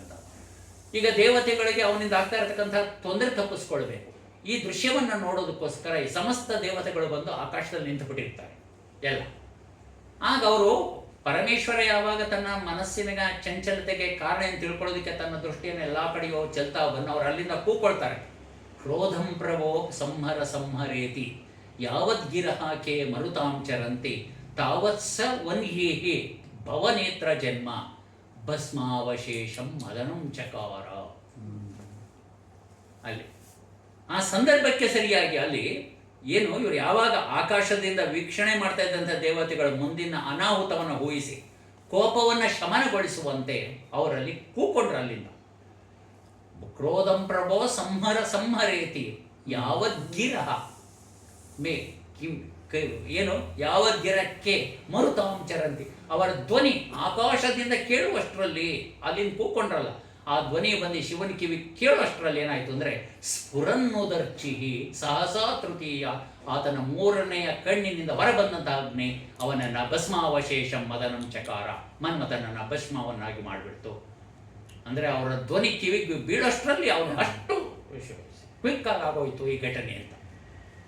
ಅಲ್ಲಿ ಮನ್ಮಥನನ್ನು ದಹಿಸ್ಬಿಟ್ಟ. ಈಗ ಏನಾಗುತ್ತೆ ಅಂದರೆ ಒಂದು ರೀತಿಯಾಗಿ ಇಲ್ಲಿ ಮನ್ಮಥ ಒಬ್ಬ ಭೌತಿಕ ಶರೀರವನ್ನು ಶಿವ ಸುಟ್ಟ ಅನ್ನೋದಲ್ಲ ಸರ್ ಮುಖ್ಯ, ಕಾಮವನ್ನು ಸುಟ್ಟ. ಅವನು ಜಿತೇಂದ್ರಿಯನಾದ ಶಿವ ಅಲ್ಲಿ ಕಾಮವನ್ನು ಜಯಿಸ್ತಾ ಅವನು ಉಂಟ. ಈಗ ಪಾರ್ವತಿ ಏನು ಮಾಡಿದ್ಲು ಅಂದರೆ ಇಲ್ಲಿ ಹಿಂದೆ ಮೊದಲನೆಯ ಸರ್ಗದಲ್ಲಿ ನಾರದರು ಹಿಮವಂತನಲ್ಲಿಗೆ ಬಂದಿದ್ದಂತಹ ಸಂದರ್ಭದಲ್ಲಿ ಹಿಮವಂತನ ಪಕ್ಕದಲ್ಲಿರ್ತಕ್ಕಂತಹ ಪಾರ್ವತಿಯನ್ನು ನೋಡಿ ಹೇಳ್ತಾನೆ, ಮುಂದೆ ಇವಳು ಶಿವನ ಅರ್ಧಾಂಗಿ ಆಗ್ತಾಳೆ ಎಂಬತಕ್ಕಂತಹ ಭವಿಷ್ಯವನ್ನು ನುಡಿತಾನೆ. ನಾರದ ಮಹರ್ಷಿಗಳು ನುಡಿದಿರ್ತಾರೆ. ಆ ಸಂದರ್ಭದಲ್ಲಿ ಏನಾಗುತ್ತೆ ಅಂದರೆ ಶಿವ ಈಗ ಅದೇ ಹಿಮಾಲಯ ಪರ್ವತದಲ್ಲಿ ತಪಸ್ಸನ್ನು ಮಾಡ್ತಾ ಇದ್ದಾನೆ ಎಂಬತಕ್ಕಂಥ ವಿಷಯ ಅವಳು ಗೊತ್ತಿರುತ್ತಲ್ಲ. ಆಗೇನು ಮಾಡ್ತಾಳೆ ಅಂದರೆ ತನ್ನ ತಂದೆ ತಾಯಿಗಳ ಅನುಮತಿಯನ್ನು ಪಡ್ಕೊಂಡು ತಪೋನಿರತನಾಗಿರ್ತಕ್ಕಂಥ ಶಿವನ ಸೇವೆಯನ್ನು ಮಾಡೋದಕ್ಕೋಸ್ಕರ ಹೊರಡ್ತಾಳೆ ಅಲ್ಲಿ. ಆದರೆ ಸಖಿಯರ ಎದುರಿಗೆ ತನ್ನ ಸೌಂದರ್ಯದಿಂದ ಶಿವನನ್ನು ನಾನು ಗೆಲ್ಲುತ್ತೀನಿ ಎಂಬತಕ್ಕಂಥ ಅವಳಿಗೆ ಸೌಂದರ್ಯದ ಅಹಂಕಾರ ಇರುತ್ತೆ. ಎಲ್ಲ ಹೆಣ್ಮಕ್ಳಿಗಿದ್ದಾಳೆ. ಯಾವಾಗ ತನ್ನ ಕಣ್ಣೆದುರಿನಲ್ಲಿ ಮನ್ಮಥ ಸುಟ್ಟು ಹೋಗ್ತಾನಲ್ಲ, ಆಗ ಪಾರ್ವತಿಯ ಸೌಂದರ್ಯದ ಅಹಂಕಾರ ಹೋಗುತ್ತೆ. ಸೌಂದರ್ಯದಿಂದ ಶಿವನನ್ನು ಜಯಿಸಲಾರದೆ ಇರತಕ್ಕಂತಹ ಪಾರ್ವತಿ ತಪಸ್ಸನ್ನು ಆಚರಣೆ ಮಾಡೋದ್ರ ಮೂಲಕ ಶಿವನನ್ನು ಪತಿಯನ್ನಾಗಿ ಪಡಿಬೇಕು ಎಂಬುದಾಗಿ ನಿರ್ಧಾರ ಮಾಡ್ತಾಳೆ. ಅವನು ಹೇಳ್ತಾನೆ, ಕವಿ ಹೇಳ್ತಾನೆ, ಅವಾಪ್ಯತೆ ವಾ ಕಥಮನ್ಯತಾ ದ್ವಯಂ ತಥಾವಿದಂ ಪ್ರೇಮ ಪತಿಶ್ಚ ತಾದೃಶಃ. ಪತಿ, ಅಂತಹ ಪತಿ ಅಂದರೆ ಮೃತ್ಯುಂಜಯನಾಗಿರ್ತಕ್ಕಂತಹ ಶಿವನನ್ನು ಪತಿಯನ್ನಾಗಿ ಪಡೆಯತಕ್ಕಂತಹದ್ದು. ಮತ್ತೆ ತಥಾವಿದಂ ಪ್ರೇಮ, ಮತ್ತು ಆ ಬಗೆಯ ಪತಿಯ ಪ್ರೇಮ. ಎಂಥವನು? ಅವನು ಏಕಪತ್ನಿ ವ್ರತಸ್ಥ. ಅಂತಹ ಪತಿಯ ಪ್ರೇಮ ಅಂದರೆ ಅರ್ಧನಾರೀಶ್ವರನಾಗ್ತಾನಲ್ಲ ಶಿವ. ಅಂತಹ ಪತಿಯ ಪ್ರೇಮ, ಆ ವಿಧವಾಗಿರ್ತಕ್ಕಂತಹ ಪತಿಯನ್ನು ಏನು ತಪಸ್ಸಿನ ಮೂಲಕವಲ್ಲದೆ ಬೇರೆ ಯಾವ ಮೂಲಕವಾಗಿ ಪಡೆಯೋದಕ್ಕೆ ಸಾಧ್ಯ? ಕವಿ ಆ ಸಂದರ್ಭದಲ್ಲಿ ಹೇಳ್ತಾನೆ, ಶಿವ ಅಂದರೆ ತಪೋಪ್ರಿಯನಾಗಿದ್ದು ತಪಸ್ಸಿನಿಂದ ಅವನನ್ನು ಒಲಿಸ್ಕೊಳ್ಬಹುದು ಅನ್ನೋದು ಕವಿಯ ಆಶಯ. ಮತ್ತೆ ಹೀಗೆ ನಿರ್ಧಾರ ಮಾಡಿದಂತಹ ಪಾರ್ವತಿ ಮತ್ತೊಮ್ಮೆ ತನ್ನ ಮಾತಾಪಿತೃಗಳ ಅನುಮತಿಯನ್ನು ಪಡ್ಕೊಂಡು ಹಿಮಾಲಯ ಪರ್ವತದಲ್ಲಿ ತಪೋನಿರತಳಾಗ್ತಾಳೆ. ತಪಸ್ಸಿನ ಆರಂಭದ ದಿನಗಳಲ್ಲಿ ಆಶ್ರಮದ ಸುತ್ತಲೂ ಕೂಡ ಗಿಡ ಬಳ್ಳಿಗಳನ್ನು ನೆಡೋದು, ಅವುಗಳಿಗೆ ಪಾತಿ ಕಟ್ಟೋದು, ನೀರೆರಿಯೋದು ಮೊದಲಾಗಿರ್ತಕ್ಕಂಥ ಸರಳವಾಗಿರ್ತಕ್ಕಂತಹ ತಪಸ್ಸಿನ ನಿಯಮಗಳನ್ನು ಅವಳನ್ನ ಪಾಲನೆ ಮಾಡ್ತಾ ಇರ್ತಾಳೆ. ಕ್ರಮೇಣ ನಿರಾಹಾರಿಯಾಗಿ ಕಠೋರ ತಪಸ್ಸನ್ನು ಆಚರಣೆ ಮಾಡೋದಕ್ಕೆ ಆರಂಭಿಸ್ತಾಳೆ. ಆ ಸಂದರ್ಭದಲ್ಲಿ ಎಂಥ ಕಠೋರ ತಪಸ್ಸು ಅಂದರೆ, ಈಗ ಮಳೆಗಾಲ, ಚಳಿಗಾಲ ಮತ್ತು ಬೇಸಿಗೆ ಕಾಲ ಏನಿದೆಯೋ ಆಯಾ ಕಾಲಕ್ಕೆ ಕಠೋರವಾಗಿರ್ತಕ್ಕಂಥದ್ದು, ತೀವ್ರವಾಗಿರ್ತಕ್ಕಂಥ ಇದು ಮಳೆಗಾಲ. ಮಳೆಗಾಲದಲ್ಲಿ ಏನು ನಾವೆಲ್ಲರೂ ಕೂಡ ಮಳೆ ಬೀಳುತ್ತೆ ಅಂದರೆ ಯಾವಾಗಲೂ ಶೆಲ್ಟರ್ ಮನೆ ಒಳಗಡೆ ಜಾಸ್ತಿ ಇರ್ತೀವಿ. ಇಲ್ಲ, ಓಪನ್ ಸ್ಪೇಸಲ್ಲಿ ಅವಳು ಕುಳಿತುಕೊಳ್ತಾಳೆ. ಮಳೆಗಾಲದಲ್ಲಿ ಕುಳಿತುಕೊಂಡು ಏನೋ ಬೀಳ್ತಾ ಇರ್ತಕ್ಕಂತಹ ಮಳೆ ಗಾಳಿಯನ್ನು ಲೆಕ್ಕಿಸಿದೆ ಹಗಲು ರಾತ್ರಿ ಎನ್ನದೆ ಅವಳು ಓಪನ್ ಸ್ಪೇಸಲ್ಲಿ ಕೂತ್ಕೊಂಡು ಮಳೆಗಾಲದಲ್ಲಿ ತಪಸ್ಸನ್ನು ಮಾಡ್ತಾಳೆ. ಮತ್ತು ಚಳಿಗಾಲ ಬಂದಾಗ ಏನು ಮಾಡ್ತಾಳೆ ಅಂದರೆ ಹಿಮಾಲಯ ಪರ್ವತದ ಸರೋವರಗಳಲ್ಲಿ ತನ್ನ ಕುತ್ತಿಗೆಯವರೆಗೂ ಕೂಡ ಸರೋವರದಲ್ಲಿಯೇ ನಿಂತು ಹಗಲು ರಾತ್ರಿ ಎನ್ನದೆ ನಿರಾಹಾರಿಯಾಗಿ ಆ ಕಠೋರವಾಗಿರ್ತಕ್ಕಂಥ ತಪಸ್ಸನ್ನು ಚಳಿಗಾಲದಲ್ಲಿ ಮಾಡಿದ್ರೆ, ಮತ್ತು ಮಳೆಗಾಲದಲ್ಲಿ ಬೇಸಿಗೆ ಕಾಲದಲ್ಲಿ ಏನು ಮಾಡ್ತಾಳೆ ಅಂದರೆ ಅವಳು ಪಂಚಾಗ್ನಿ ಸಾಧನ ಎಂಬತಕ್ಕಂಥ ಒಂದು ತಪಸ್ಸನ್ನು ಮಾಡ್ತಾಳೆ. ಪಂಚಾಗ್ನಿ ಸಾಧನ ತಪಸ್ಸಂದ್ರೇನು? ನಮ್ಮ ಕೈ ಎಟಕುವಷ್ಟು ದೂರದಲ್ಲಿ 4 ದಿಕ್ಕಿನಲ್ಲಿ ಮಧ್ಯ ಕುಳಿತುಕೊಂಡು 4 ದಿಕ್ಕಿನಲ್ಲಿ ಅಗ್ನಿಯನ್ನು ಜ್ವಲಿಸೋದು, ಅಗ್ನಿಯನ್ನು ಸಿದ್ಧಪಡಿಸ್ಕೊಂಡು ಮಧ್ಯ ಕುಳಿತುಕೊಂಡು ದೃಷ್ಟಿಯನ್ನು ಸೂರ್ಯೋದಯದಿಂದ ಸೂರ್ಯಾಸ್ತದವರೆಗೆ ಸೂರ್ಯನಲ್ಲಿ ಕೇಂದ್ರೀಕರಿಸೋದು ತದೇಕ ದೃಷ್ಟಿಯಿಂದ. ಇಂತಹ ಕಠೋರವಾಗಿರ್ತಕ್ಕಂಥ ತಪಸ್ಸನ್ನು ಆಚರಣೆ ಮಾಡ್ತಾಳೆ ಪಾರ್ವತಿ. ಅದು ದೀರ್ಘವಾಗಿ ಬರುತ್ತೆ. ಎಲ್ಲಿಗೆ? ಕುಮಾರ ಸಂಪದ 5ನೇ ಸರ್ಗದಲ್ಲಿ ವಿವರಣೆ ಮಾಡ್ತಾನೆ ಸರ್ ಅದು. ಮತ್ತೆ ಈ ರೀತಿಯಾಗಿ ಆದಮೇಲೆ ಏನಾಗುತ್ತೆ ಅಂದರೆ, ಪರಮೇಶ್ವರ ಈ ಸಂದರ್ಭದಲ್ಲಿ ಪಾರ್ವತಿಯ ಪ್ರೀತಿಯನ್ನು ಪರೀಕ್ಷೆ ಮಾಡೋ ಸಲುವಾಗಿ ಬ್ರಹ್ಮಚಾರಿಯ ವೇಷದಲ್ಲಿ ಆಶ್ರಮವನ್ನು ಪ್ರವೇಶ ಮಾಡ್ತಾರೆ. ಶಿವ ಈಗ ಮನ್ಮಥನ ದಹನ ಆಯಿತು, ಆಗೋಯ್ತು. ಇದು ಮುಂದೆ ಅದು ಒಂದು ಸ್ಟೇಜ್ ಆಗೋಯ್ತು. ಅದು ಅಲ್ಲಿ ರತಿ ಮೂರ್ಛೆ ಹೋಗೋದು, ಅವಳು ಪ್ರಾಣತ್ಯಾಗಕ್ಕೆ ಸಿದ್ಧ ಆಗೋದು, ಆ ಸಂದರ್ಭದಲ್ಲಿ ಶರೀರವಾಣಿ ಆಗೋದು, ಮುಂದೆ ಶಿವ ಪಾರ್ವತಿಯರಿಗೆ ವಿವಾಹವಾಗುತ್ತೆ. ಆ ಸಂದರ್ಭದಲ್ಲಿ ನಿನ್ನ ಪತಿಯ ಪ್ರಾಣ ಮತ್ತೊಮ್ಮೆ ಬರುತ್ತೆ ಅನ್ನೋ ಆಶ್ವಾಸನೆ ನೀಡೋದು, ಅವಳು ಪ್ರಾಣತ್ಯಾಗ ಮಾಡದೆ ಉಳ್ಕೊಳ್ಳೋದು, ಇವೆಲ್ಲವೂ ಕೂಡ ಬರುತ್ತೆ ರತಿದು. ಅವೆಲ್ಲವೂ ಕೂಡ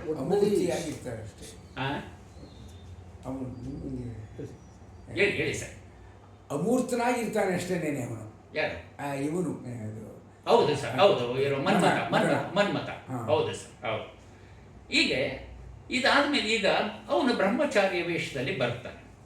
ಬ್ರಹ್ಮಚಾರಿಯ ವೇಷದಲ್ಲಿ ಆಗಮಿಸಿದಂತಹ ಶಿವನನ್ನ ಕಾಳಿದಾಸ ಯಾವ ರೀತಿಯಾಗಿ ವರ್ಣನೆ ಮಾಡ್ತಾನೆ? ಬ್ರಹ್ಮಚಾರಿಯಾಗಿದ್ದಂಥವನು ಅತಾಜಿನಾಷಾಢ ಧರ ಪ್ರಗಲ್ಭವ ಜ್ವಲನ್ನಿವ ಬ್ರಹ್ಮಮಯೇನ ತೇಜಸ ವಿವೇಶ ಕಶ್ಚಿತ್ ಜಟಿಲಸ್ತಪೋವನಂ ಶರೀರಬದ್ಧ ಪ್ರಥಮಾಶ್ರಮೋಯತ. ಬ್ರಹ್ಮಚಾರಿಯ ವೇಷದಲ್ಲಿ ಬಂದಿರತಕ್ಕಂಥ ಶಿವನ ವರ್ಣನೆ ಇದು. ಏನು? ಅತ ಅಜೀನ ಕೃಷ್ಣ ಮೃಗದ ಚರ್ಮವನ್ನು ಧರಿಸಿದ್ದ, ಆಷಾಢ ದರ್ಹ ಪಲಾಶ ದಂಡವನ್ನು ಕೈಯಲ್ಲಿ ಹಿಡಿದಿದ್ದ. ಅದು ಬ್ರಹ್ಮಚಾರಿಯ ಸಂಕೇತಗಳಿವೆಲ್ಲವೂ ಕೂಡ. ಜ್ವಲನ್ನಿವ ಬ್ರಹ್ಮಮಯೇನ ತೇಜಸ. ಏನು? ಬ್ರಹ್ಮಮಯೇನ ತೇಜಸ, ಪ್ರಗಲ್ಭವಾಕ್, ಪ್ರೌಢವಾಗಿ ಮಾತನಾಡ್ತಕ್ಕಂತಹ. ಯಾಕೆಂದ್ರೆ ಇವಳ ಜೊತೆ ಸಂವಾದ ನಡಿಬೇಕಲ್ಲ ಸರ್, ಸುಮ್ಮನೆ ಈ ಥರ ಆಗೋದಿಲ್ವ? ಯಾಕಂದ್ರೆ ಪಾರ್ವತಿಗೂ ನಡೆಯುತ್ತಲ್ಲ ಸಂವಾದ. ಅಲ್ಲಿ ಪ್ರಗಲ್ಭವ, ಪ್ರೌಢವಾಗಿ ಮಾತನಾಡುವ. ಬ್ರಹ್ಮಮಯೇನ ತೇಜಸ ಜ್ವಲನಿವ, ಬ್ರಹ್ಮಮಯವಾದ ತೇಜಸ್ಸಿನಿಂದ ಬೆಳಗುತ್ತಿದ್ದಂಥ ಕಶ್ಚಿತ್ ಜಟಿಲ, ಜಟಾಧಾರಿಯಾಗಿದ್ದಂತಹ ಒಬ್ಬ ಏನು ಬ್ರಹ್ಮಚಾರಿ. ಪ್ರಥಮಾಶ್ರಮೋ ಯಥ, ಒಬ್ಬ ಬ್ರಹ್ಮಚಾರಿ ವಿವೇಶ ತಪೋವನವನ್ನು ಪ್ರವೇಶ ಮಾಡ್ದ. ಪಕ್ಕಾ ಬ್ರಹ್ಮಚಾರಿಯ ವೇಷದಲ್ಲಿ ಇವನು ಈಗ ತಪೋವನಕ್ಕೆ ಬರ್ತಾನೆ. ಇಲ್ಲಿ ಬ್ರಹ್ಮಚಾರಿಯ ವೇಷದಲ್ಲಿರ್ತಕ್ಕಂಥ ಶಿವನನ್ನು ಬ್ರಹ್ಮಚಾರಿಗೆ ಯೋಗ್ಯವಾದ ರೀತಿಯಲ್ಲಿ ಕವಿ ವರ್ಣನೆ ಮಾಡಿದೆ. ಮತ್ತು ಆ ಶ್ಲೋಕದಲ್ಲಿ ಶಿವನನ್ನು ಪ್ರಗಲ್ಭವ ಅಂದರೆ ಪ್ರೌಢವಾಗಿ ಮಾತನಾಡ್ತಕ್ಕಂಥವನು ಎಂಬುದಾಗಿ ಕರೆದಿದ್ದಾನೆ. ಏಕೆಂದರೆ ಇದೇ ಸರ್ಗದಲ್ಲಿ ಮುಂದೆ ಶಿವನ ವಾಕ್ಚಾತುರ್ಯದ ಪರಿಚಯ ನಮಗಾಗತ್ತೆ. ಅಂತ ಅಸಾಧಾರಣವಾಗಿರ್ತಕ್ಕಂಥ ಅತಿಥಿಯನ್ನು ಪಾರ್ವತಿ ಯೋಗ್ಯವಾಗಿರ್ತಕ್ಕಂಥ ರೀತಿಯಲ್ಲಿ ಸತ್ಕಾರವನ್ನು ಮಾಡ್ತಾಳೆ. ಸತ್ಕಾರ ಮಾಡಿದ ಮೇಲೆ ಸ್ವಲ್ಪ ವಿಶ್ರಮಿಸಿದ ಅವನು, ಅನುಮಾನ ಬರಬಾರ್ದಲ್ಲ, ಪಾರ್ವತಿಗೆ ಅನುಮಾನ ಬರಬಾರ್ದಲ್ಲ, ಅದಕ್ಕೋಸ್ಕರ ಸ್ವಲ್ಪ ತನಗೆ ಆಯಾಸ ಆಗಿದೆ, ಆತಿಥ್ಯವನ್ನು ಸ್ವೀಕಾರ ಮಾಡಾಯಿತು ಅಂದುಬಿಟ್ಟು ಅವನು ಸ್ವಲ್ಪ ವಿಶ್ರಾಂತಿಯನ್ನು ಪಡೆಯೋ ರೀತಿಯಲ್ಲಿ ನಟನೆ ಮಾಡಿ ಅವ ಏನು ಮಾಡ್ತಾನೆ ಅಂದರೆ ಕುಶಲ ಪ್ರಶ್ನೆಯನ್ನು ಮಾಡ್ತಾ ಆಕೆಯನ್ನು ಪ್ರಸನ್ನಗೊಳಿಸೋದಕ್ಕೋಸ್ಕರ ಅವಳ ತಪಸ್ಸಿನ ಪ್ರಶಂಸೆಯನ್ನು ಕೂಡ ಮಾಡಿ ಮತ್ತು ಸತ್ಕಾರದಿಂದ ಗೌರವಿಸುವ ತನ್ನನ್ನು ಮಿತ್ರಭಾವದಿಂದ ನೋಡಬೇಕು ಎಂಬುದಾಗಿ ಹೇಳ್ಕೊಳ್ತಾನೆ. ಪೀಠಿಕೆ, ತಾನು ಆರಂಭ ಮಾಡಬೇಕಾಗಿರ್ತಕ್ಕಂತಹ ಸಂಭಾಷಣೆಗೆ, ಸಂವಾದಕ್ಕೆ ಪೀಠಿಕೆ ಅದು. ಯಾರಿಗಾಗಲೂ ಒಂದು ಕಾನ್ಫಿಡೆನ್ಸ್ ಬರಬೇಕಲ್ಲ ಸರ್, ಯಾರ ಜೊತೆಲಿ ಮಾತನಾಡಬೇಕು ಅಂದರೆ. ಇವನು ಅಪರಿಚಿತ, ಇವಳು ಏನೋ ನವಯೌವನದಲ್ಲಿರ್ತಕ್ಕಂಥ ಅವನು ನವಯೌವನದಲ್ಲಿರ್ತಕ್ಕಂಥ ಬ್ರಹ್ಮಚಾರಿ ವೇಷದಲ್ಲಿದ್ದಾನೆ. ವಿಶ್ವಾಸ ಬರಬೇಕಲ್ಲ, ನನ್ನ ಮಿತ್ರಭಾವದಿಂದ. ಯಾಕೆ ಆತಿಥ್ಯ ನೀಡಿದ್ಯಾ ನೀನು, ಆತಿಥ್ಯ ನೀಡಿದ್ಯಾ.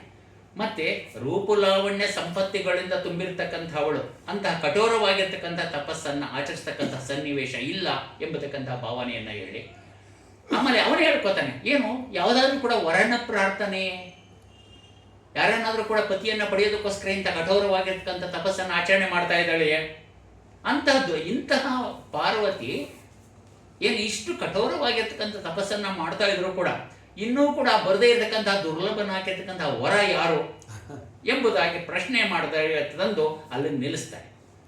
ಆಗ ಅವಳೇನು ಮಾಡ್ತಾಳೆ ಅಂದರೆ ಪಾರ್ವತಿ ತನ್ನ ಗೆಳತಿಯ ಮುಖವನ್ನು ನೋಡ್ತಾಳೆ. ಆ ಬ್ರಹ್ಮಚಾರಿಯ ಪ್ರಶ್ನೆಗೆ ಉತ್ತರಿಸುತ್ತಾ ಅವಳು ಹೇಳ್ತಾಳೆ, ಗೆಳತಿ ಸಾಕ್ಷಾತ್ ಶಿವನೇ ವರ.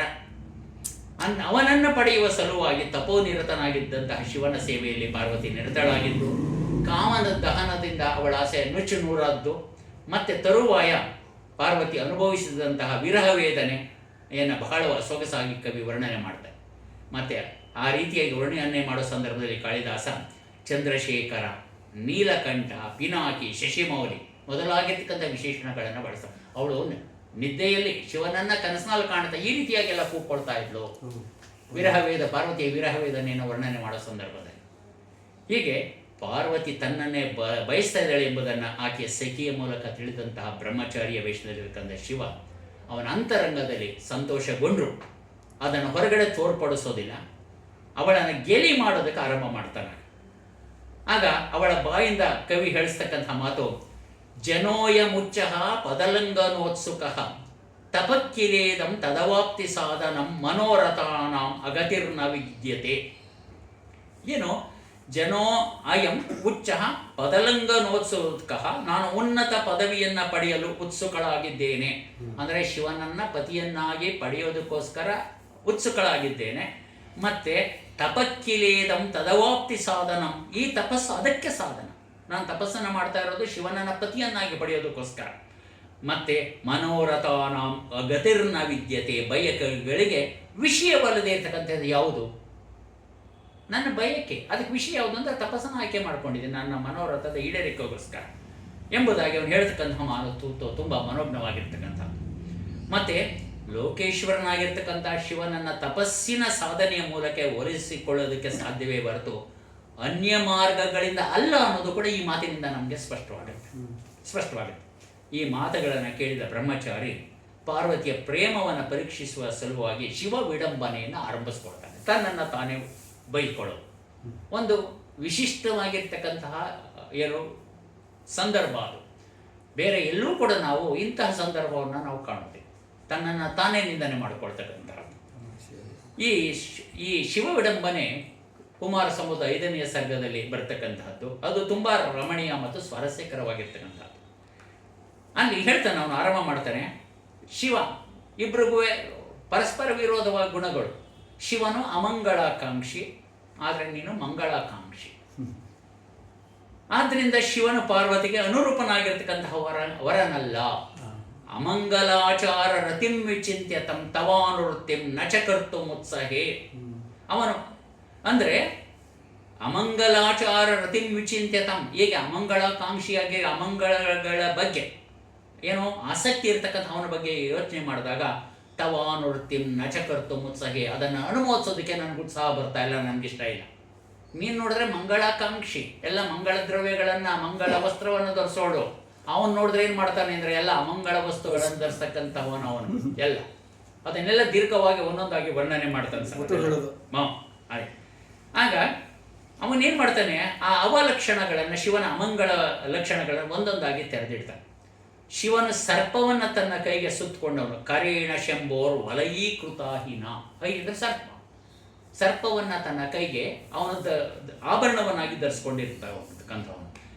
ಮತ್ತೆ ಅವನು ಗಜಾಜಿನಂ ಶೋಣಿತ ಬಿಂದು ವರ್ಷಿಚ, ರಕ್ತ ತೊಟ್ಟಿಗ್ತಾ ಇರ್ತಕ್ಕಂಥ ಗಜ ಚರ್ಮಧಾರಿ. ಮತ್ತೆ ಅದೇ ವಿಕೀರ್ಣ ಕೇಶಾಸು ಪರೇತ ಭೂಮಿಷು. ಪರೇತ ಭೂಮಿ ಅಂದರೆ ಸ್ಮಶಾನ. ವಿಕೀರ್ಣ ಕೇಶಾಸು, ಸ್ಮಶಾನದಲ್ಲಿ ಚೆಲ್ಲಿರ್ತಕ್ಕಂಥ ಹೆಣದ ಕೂದಲಿನ ಮೇಲೆ ನಡೆದಾಡ್ತಕ್ಕಂಥವನು. ಅವನ ವಾಸ ಅಲ್ಲಿ ಸ್ಮಶಾನವಾಸಿ. ಮತ್ತೆ ಚಿತಾಭಸ್ಮ ರಜಕ್ಕರಿಷ್ಯತಿ, ಚಿತಾಭಸ್ಮವನ್ನು ದೇಹಕ್ಕೆ ಲೇಪಿನ ಮಾಡಿಕೊಂಡಿರ್ತಕ್ಕಂಥವನು. ವೃದ್ಧೋಕ್ಷ ಮಧಿಷ್ಠಿತ, ಮುದಿ ಎತ್ತಿನ ಮೇಲೆ ಸಂಚಾರ ಮಾಡತಕ್ಕಂಥ ವೃದ್ಧೋಕ್ಷ. ಮುದಿ ಎತ್ತು ಅದ್ರ ಮೇಲೆ ಸಂಚಾರ ಮಾಡತಕ್ಕ ವೆಹಿಕಲ್ ಯಾವುದು ಹೋಗ್ಲಿ, ಅದಾರು ಒಳ್ಳೇದಿದೆಯಾ? ಮುದಿ ಎತ್ತದು. ಯಾವಾಗ ಎಲ್ಲಿ ಬಿದ್ದು ಸತ್ತೋಗ್ಬಿಡುತ್ತೋ ಎತ್ತಾಕ್ಬಿಡುತ್ತೋ ಗೊತ್ತಿಲ್ಲ. ಮತ್ತೆ ಒಬ್ಬರು ವಿರೂಪಾಕ್ಷ, ಹೋಗ್ಲಿ ನೋಡಿದಾಗ ಸ್ಮಾರ್ಟ್ ಆಗಿದಾನ ಅಂದ್ರೆ ವಿರೂಪಾಕ್ಷ. ನಿಮಗೆ ಪರಮಾತ್ಮ ಏನು ಸೃಷ್ಟಿ ಮಾಡಬೇಕೋ, 2 ಕಣ್ಣು 2 ಕಿವಿ 1 ಮೂಗು, ಅದಕ್ಕೆ 2 ಒಳ್ಳೆ 1 ಬಾಯಿ, ಅದಕ್ಕೆ ಬದಲು ಇನ್ನೊಂದು ಏನೇ ಇದ್ರೆ ವಿರೂಪಾಕ್ಷನೇ ಅದು. ಅವನಿಗೆ ಮುಕ್ಕಣ್ಣ. ಅವನು ಒಬ್ಬರು ವಿರೂಪಾಕ್ಷ, ವಿರೂಪವಾಗಿರ್ತಕ್ಕಂತಹ ಅವನು ರೂಪ. ಅವನು ಸುಂದರವಾಗಿದ್ದಾನ. ಹೋಗ್ಲಿ ಒಳ್ಳೆ ಫ್ಯಾಮಿಲಿನ ಅವ್ರ ಅಪ್ಪ ಅಮ್ಮ ಒಳ್ಳೆ ಹೆಸರು ಮಾಡಿರೋರ. ಅಲಕ್ಷ ಜನ್ಮತ, ಅವನ ಜನ್ಮದಾತ ಯಾರು ಅನ್ನೋದೇ ಗೊತ್ತಿಲ್ಲ, ಅವ್ರ ಅಪ್ಪ ಯಾರು ಅನ್ನೋದೇ ಗೊತ್ತಿಲ್ಲ. ಮತ್ತೆ ದಿಗಂಬರತ್ವೇನ, ಅವನು ಹೋಗ್ಲಿ ಒಳ್ಳೆ ಬಟ್ಟೆನಾರು ಇದೆಯಾ, ಶ್ರೀಮಂತಿಗೆ ಗೊತ್ತಾಗುತ್ತೆ ಅಂದ್ರೆ ಹಾಕೊಳ್ಳೋಕೆ ಬಟ್ಟೆನೆ. ದಿಗಂಬರತ್ವೇನ ನಿವೇದಿತಮು ವಸು, ಅವನ ಸಂಪತ್ತು ಅವನ ದಿಗಂಬರತನದಲ್ಲೇ ಗೊತ್ತಾಗುತ್ತೆ. ಬೆತ್ತಲೆ ಅವನಿಗೆ, ಅವನ ಹತ್ರ ಅವನು ಅಷ್ಟು ದರಿದ್ರದವನು. ಮತ್ತೆ ಮುಂತಾಗಿ ಶಿವನನ್ನ ತನ್ನನ್ನೇ ತಾನು ಶಿವ ಗೆಲ್ಲಿ ಮಾಡಿಕೊಳ್ತಾನೆ. ಬ್ರಹ್ಮಚಾರಿಯಿಂದ ಇಂತಹ ನಿಂದೆಯನ್ನು ಕೇಳಿದ ಪಾರ್ವತಿ ಕೋಪಾವಿಷ್ಟಳಾಗಿ ಬ್ರಹ್ಮಚಾರಿಗೆ ದಿಟ್ಟ ಉತ್ತರವನ್ನು ಕೊಡಿಸುವ ನೆಪದಲ್ಲಿ ಕಾಳಿದಾಸ ಪೂರ್ವೋಕ್ತವಾದ ಶಿವನ ಅಮಂಗಳಗಳೆಲ್ಲವೂ ಕೂಡ ಮಂಗಳವೇ ಆಗಿದೆ ಅನ್ನೋದನ್ನ ಹೇಳುವಾಗ ಶಿವನ ಹಿರಿಮೆ ಗರಿಮೆಗಳನ್ನು ಕವಿಯಲ್ಲಿ ಹೇಳ್ತಾನೆ. ಒಂದೊಂದು ಕೂಡ ಯಾವ ಅಮಂಗಳ ಅಂತ ಹೇಳ್ತಾನಲ್ಲ ಅವೆಲ್ಲವೂ ಕೂಡ ಮಂಗಳಕರವಾದವು ಅನ್ನೋದನ್ನ ಪಾರ್ವತಿಯ ಬಾಯಲ್ಲಿ ಹೇಳಿಸ್ತಾಳೆ. ಅಂದರೆ ಹೇಳ್ತಾಳೆ ಮತ್ತೆ ಶಿವನನ್ನ ತತ್ವತಃ ಶಿವ ಹೇಗಿದ್ದಾನೆ ಆಸ್ ಇಟ್ ಈಸ್ ಅವನನ್ನು ತಿಳಿದಿರ್ತಕ್ಕಂಥವ್ರು ಯಾರಿಂದಲೂ ಸಾಧ್ಯ ಇಲ್ಲ ತಿಳ್ಕೊಳ್ಳೋದಕ್ಕೆ. ಮತ್ತೆ ಅವನ ಸ್ವರೂಪ ಊಹೆಗೆ ನಿಲ್ಕದೇ ಇರತಕ್ಕಂಥದ್ದು. ಆದ್ದರಿಂದ ಮಂದಮತಿಗಳು, ದಡ್ರು ಶಿವನಂತಹ ಮಹಾತ್ಮರ ಚರಿತ್ರೆಯನ್ನು ದ್ವೇಷಿಸ್ತಾರೆ. ನೀನು ಒಬ್ಬ ಮಂದಮತಿ, ನೀನೊಬ್ಬ ದಡ್ಡ ಇದೆಯಾ, ಶಿವನಂತಹ ಆ ಮಹಾತ್ಮನ ಚರಿತ್ರೆಯನ್ನು ನೀನು ದ್ವೇಷ ಮಾಡ್ತಾ ಇದೀಯಾ, ಅದಕ್ಕೋಸ್ಕರ ಹೇಳ್ತಾಳವಳು ಅಲೋಕ ಸಾಮಾನ್ಯ ಅಚಿಂತ್ಯ ಹೇತುಕಂ ದ್ವಿಷಂತಿ ಮಂದಾಹ ಚರಿತಂ ಮಹಾತ್ಮನಾಂ. ದಡ್ರು ಮಹಾತ್ಮರ ಚರಿತ್ರೆಯನ್ನ ಏನು ದ್ವೇಷ ಮಾಡ್ತಾರೆ. ನೀನು ಆದ್ರಿಂದ ಅವನನ್ನು ಸರಿಯಾಗಿ ನೀನು ಅರ್ಥ ಮಾಡ್ಕೊಳ್ತಾ ಇರೋ ಸ್ವರೂಪವನ್ನು ಯಾರೂ ತಿಳ್ಕೊಳ್ಳೋದಕ್ಕಾಗೋದಿಲ್ಲ ಮಹಾತ್ಮರ ಚರಿತ್ರೆಯನ್ನ. ಆದ್ರಿಂದ ನೀನೀಗ ಮಾತಾಡ್ತಾ ಇದೀಯ. ಮತ್ತೆ ಬ್ರಹ್ಮಚಾರ್ಯ ಶಿವನನ್ನು ಅಮಂಗಳಾಕಾಂಕ್ಷಿ, ಪಾರ್ವತಿಯನ್ನ ಮಂಗಳಾಕಾಂಕ್ಷಿ ಎಂಬುದಾಗಿ ಕರೆದಕ್ಕೆ ಪಾರ್ವತಿಯಿಂದ ಉತ್ತರಿಸುವ ನೆಪದಲ್ಲಿ ಶಿವನ ಸ್ವರೂಪವನ್ನು ಕವಿ ಹೇಳ್ತಾನೆ, ಈಗ ನಿರೂಪಣೆ ಮಾಡ್ತಾನೆ. ಅದೇ ಅಮಂಗಳ ಇದೆಯಲ್ಲ ಅದು.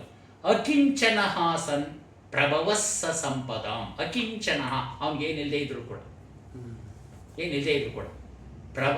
ಏನು ಅವನು ಬಡವನಾದರೂ ಕೂಡ ಅವನಿಗೆ ಸಂಪದ ಪ್ರಭವ ಹಾಸನ, ಎಲ್ಲ ಸಂಪತ್ತುಗಳ ಅವನೇ ಮೂಲ.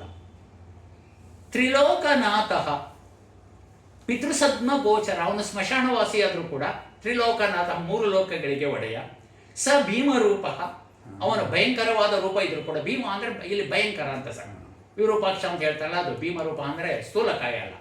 ಭೀಮ ಅಂದರೆ ಇಲ್ಲಿ ಭಯಂಕರ ಅಂದರೆ ವಿರೂಪಾಕ್ಷ ಅಂತ ಹೇಳೋದಕ್ಕೆ. ಅವನು ಭಯಂಕರವಾದ ರೂಪವುಳ್ಳವನಾದರೂ ಕೂಡ ಅವನನ್ನು ಏನಂತ ಕರೀತಾರೆ? ಶಿವ ಇತ್ಯುದೀರತೆ. ನೋಡಿ, ಅವನನ್ನು ಶಿವ ಎಂಬುದಾಗಿ ಕರೀತಾರೆ.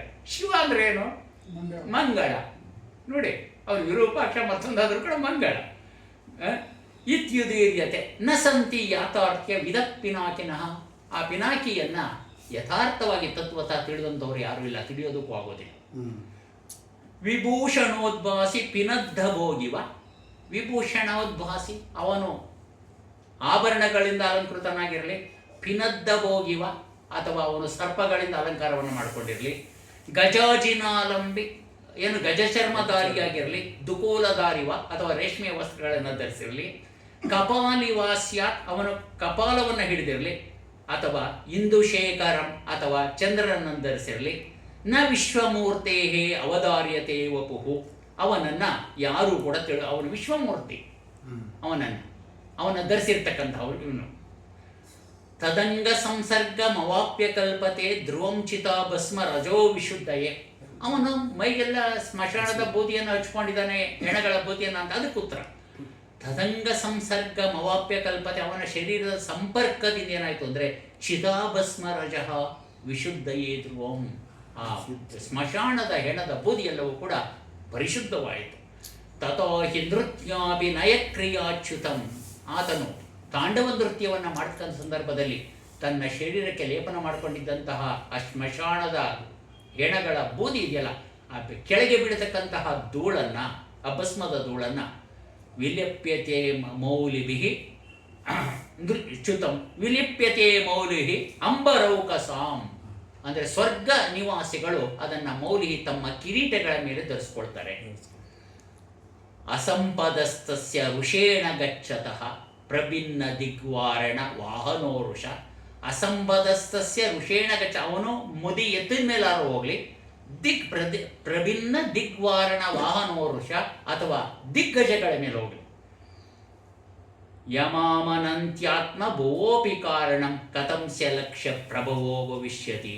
ಎಲ್ಲ ಜೀವರಾಶಿಗಳಿಗೆ ಆತನು ಏನು ಈ ಅಲಕ್ಷ್ಯ ಜನ್ಮನಾದರೂ ಕೂಡ ಅವ್ರು ಯಾರ ಅಪ್ಪ ಯಾರು ಅನ್ನೋದು ಗೊತ್ತಿಲ್ಲ ಅಂತ ಹೇಳಿದ್ರು ಪುತ್ರ ಹೇಳ್ತಾಳೆ, ಎಲ್ಲ ಬ್ರಹ್ಮನಿಗೂ ಅವನು ಮೂಲ ಕಾರಣ. ಏನು ಲಕ್ಷ್ಯ ಯಮಾಮನಂತಿ ಆತ್ಮಭುವೋಪಿ ಕಾರಣಂ. ಆತ್ಮಭುವ ಅಂದರೆ ಬ್ರಹ್ಮ. ಯಾರವನಿಗೆ ಅವನ ತಂದೆ ಯಾರು ಅನ್ನೋದು ಗೊತ್ತಿಲ್ವೋ ಅಂಥವನೇ ಬ್ರಹ್ಮನ ಏನು ಮೂಲ ಕಾರಣ ಎಂಬುದಾಗಿ ಕರೆಯಲ್ಪಡ್ತಕ್ಕಂಥ ಕಾರಣದಿಂದ ಅವನ ಹುಟ್ಟು ಯಾರಿಂದಲೂ ಕೂಡ ತಿಳಿಯೋದಕ್ಕೆ ಸಾಧ್ಯ ಇಲ್ಲ ಅಂತ ಪಾರ್ವತಿಯ ಮೂಲಕ ಕವಿ ಹೇಳಿಸ್ತಾ ಇದ್ದಾನೆ. ಅಂದರೆ ಅವನ ಅಮಂಗಳಾಕಾಂಕ್ಷಿ ಅಂತ ಏನು ಹೇಳ್ತಾನಲ್ಲ, ಇಲ್ಲ ಅವೆಲ್ಲವೂ ಕೂಡ ಮಂಗಳಾಕಾಂಕ್ಷಿಯಾಗಿ ಎಂಬುದನ್ನು ಪಾರ್ವತಿಯ ಮೂಲಕ ಕವಿ ಹೇಳಿಸ್ತಾನೆ. ಹೀಗೆ ಬ್ರಹ್ಮಚಾರಿಯಿಂದ ಶಿವನ ವಿಡಂಬನೆಯನ್ನು ಕೇಳಿದಂತಹ ಪಾರ್ವತಿ ದಿಟ್ಟವಾಗಿ ಉತ್ತರವನ್ನು ಕೊಟ್ಟು, ಮಹಾತ್ಮರ ಬಗ್ಗೆ ಕೆಟ್ಟ ಮಾತುಗಳನ್ನು ಆಡೋರು ಮಾತ್ರ ಪಾಪಿಗಳಲ್ಲ, ಅವರ ಮಾತನ್ನ ಕೇಳೋರು ಕೂಡ ಪಾಪಕ್ಕೆ ಗುರಿಯಾಗ್ತಾರೆ.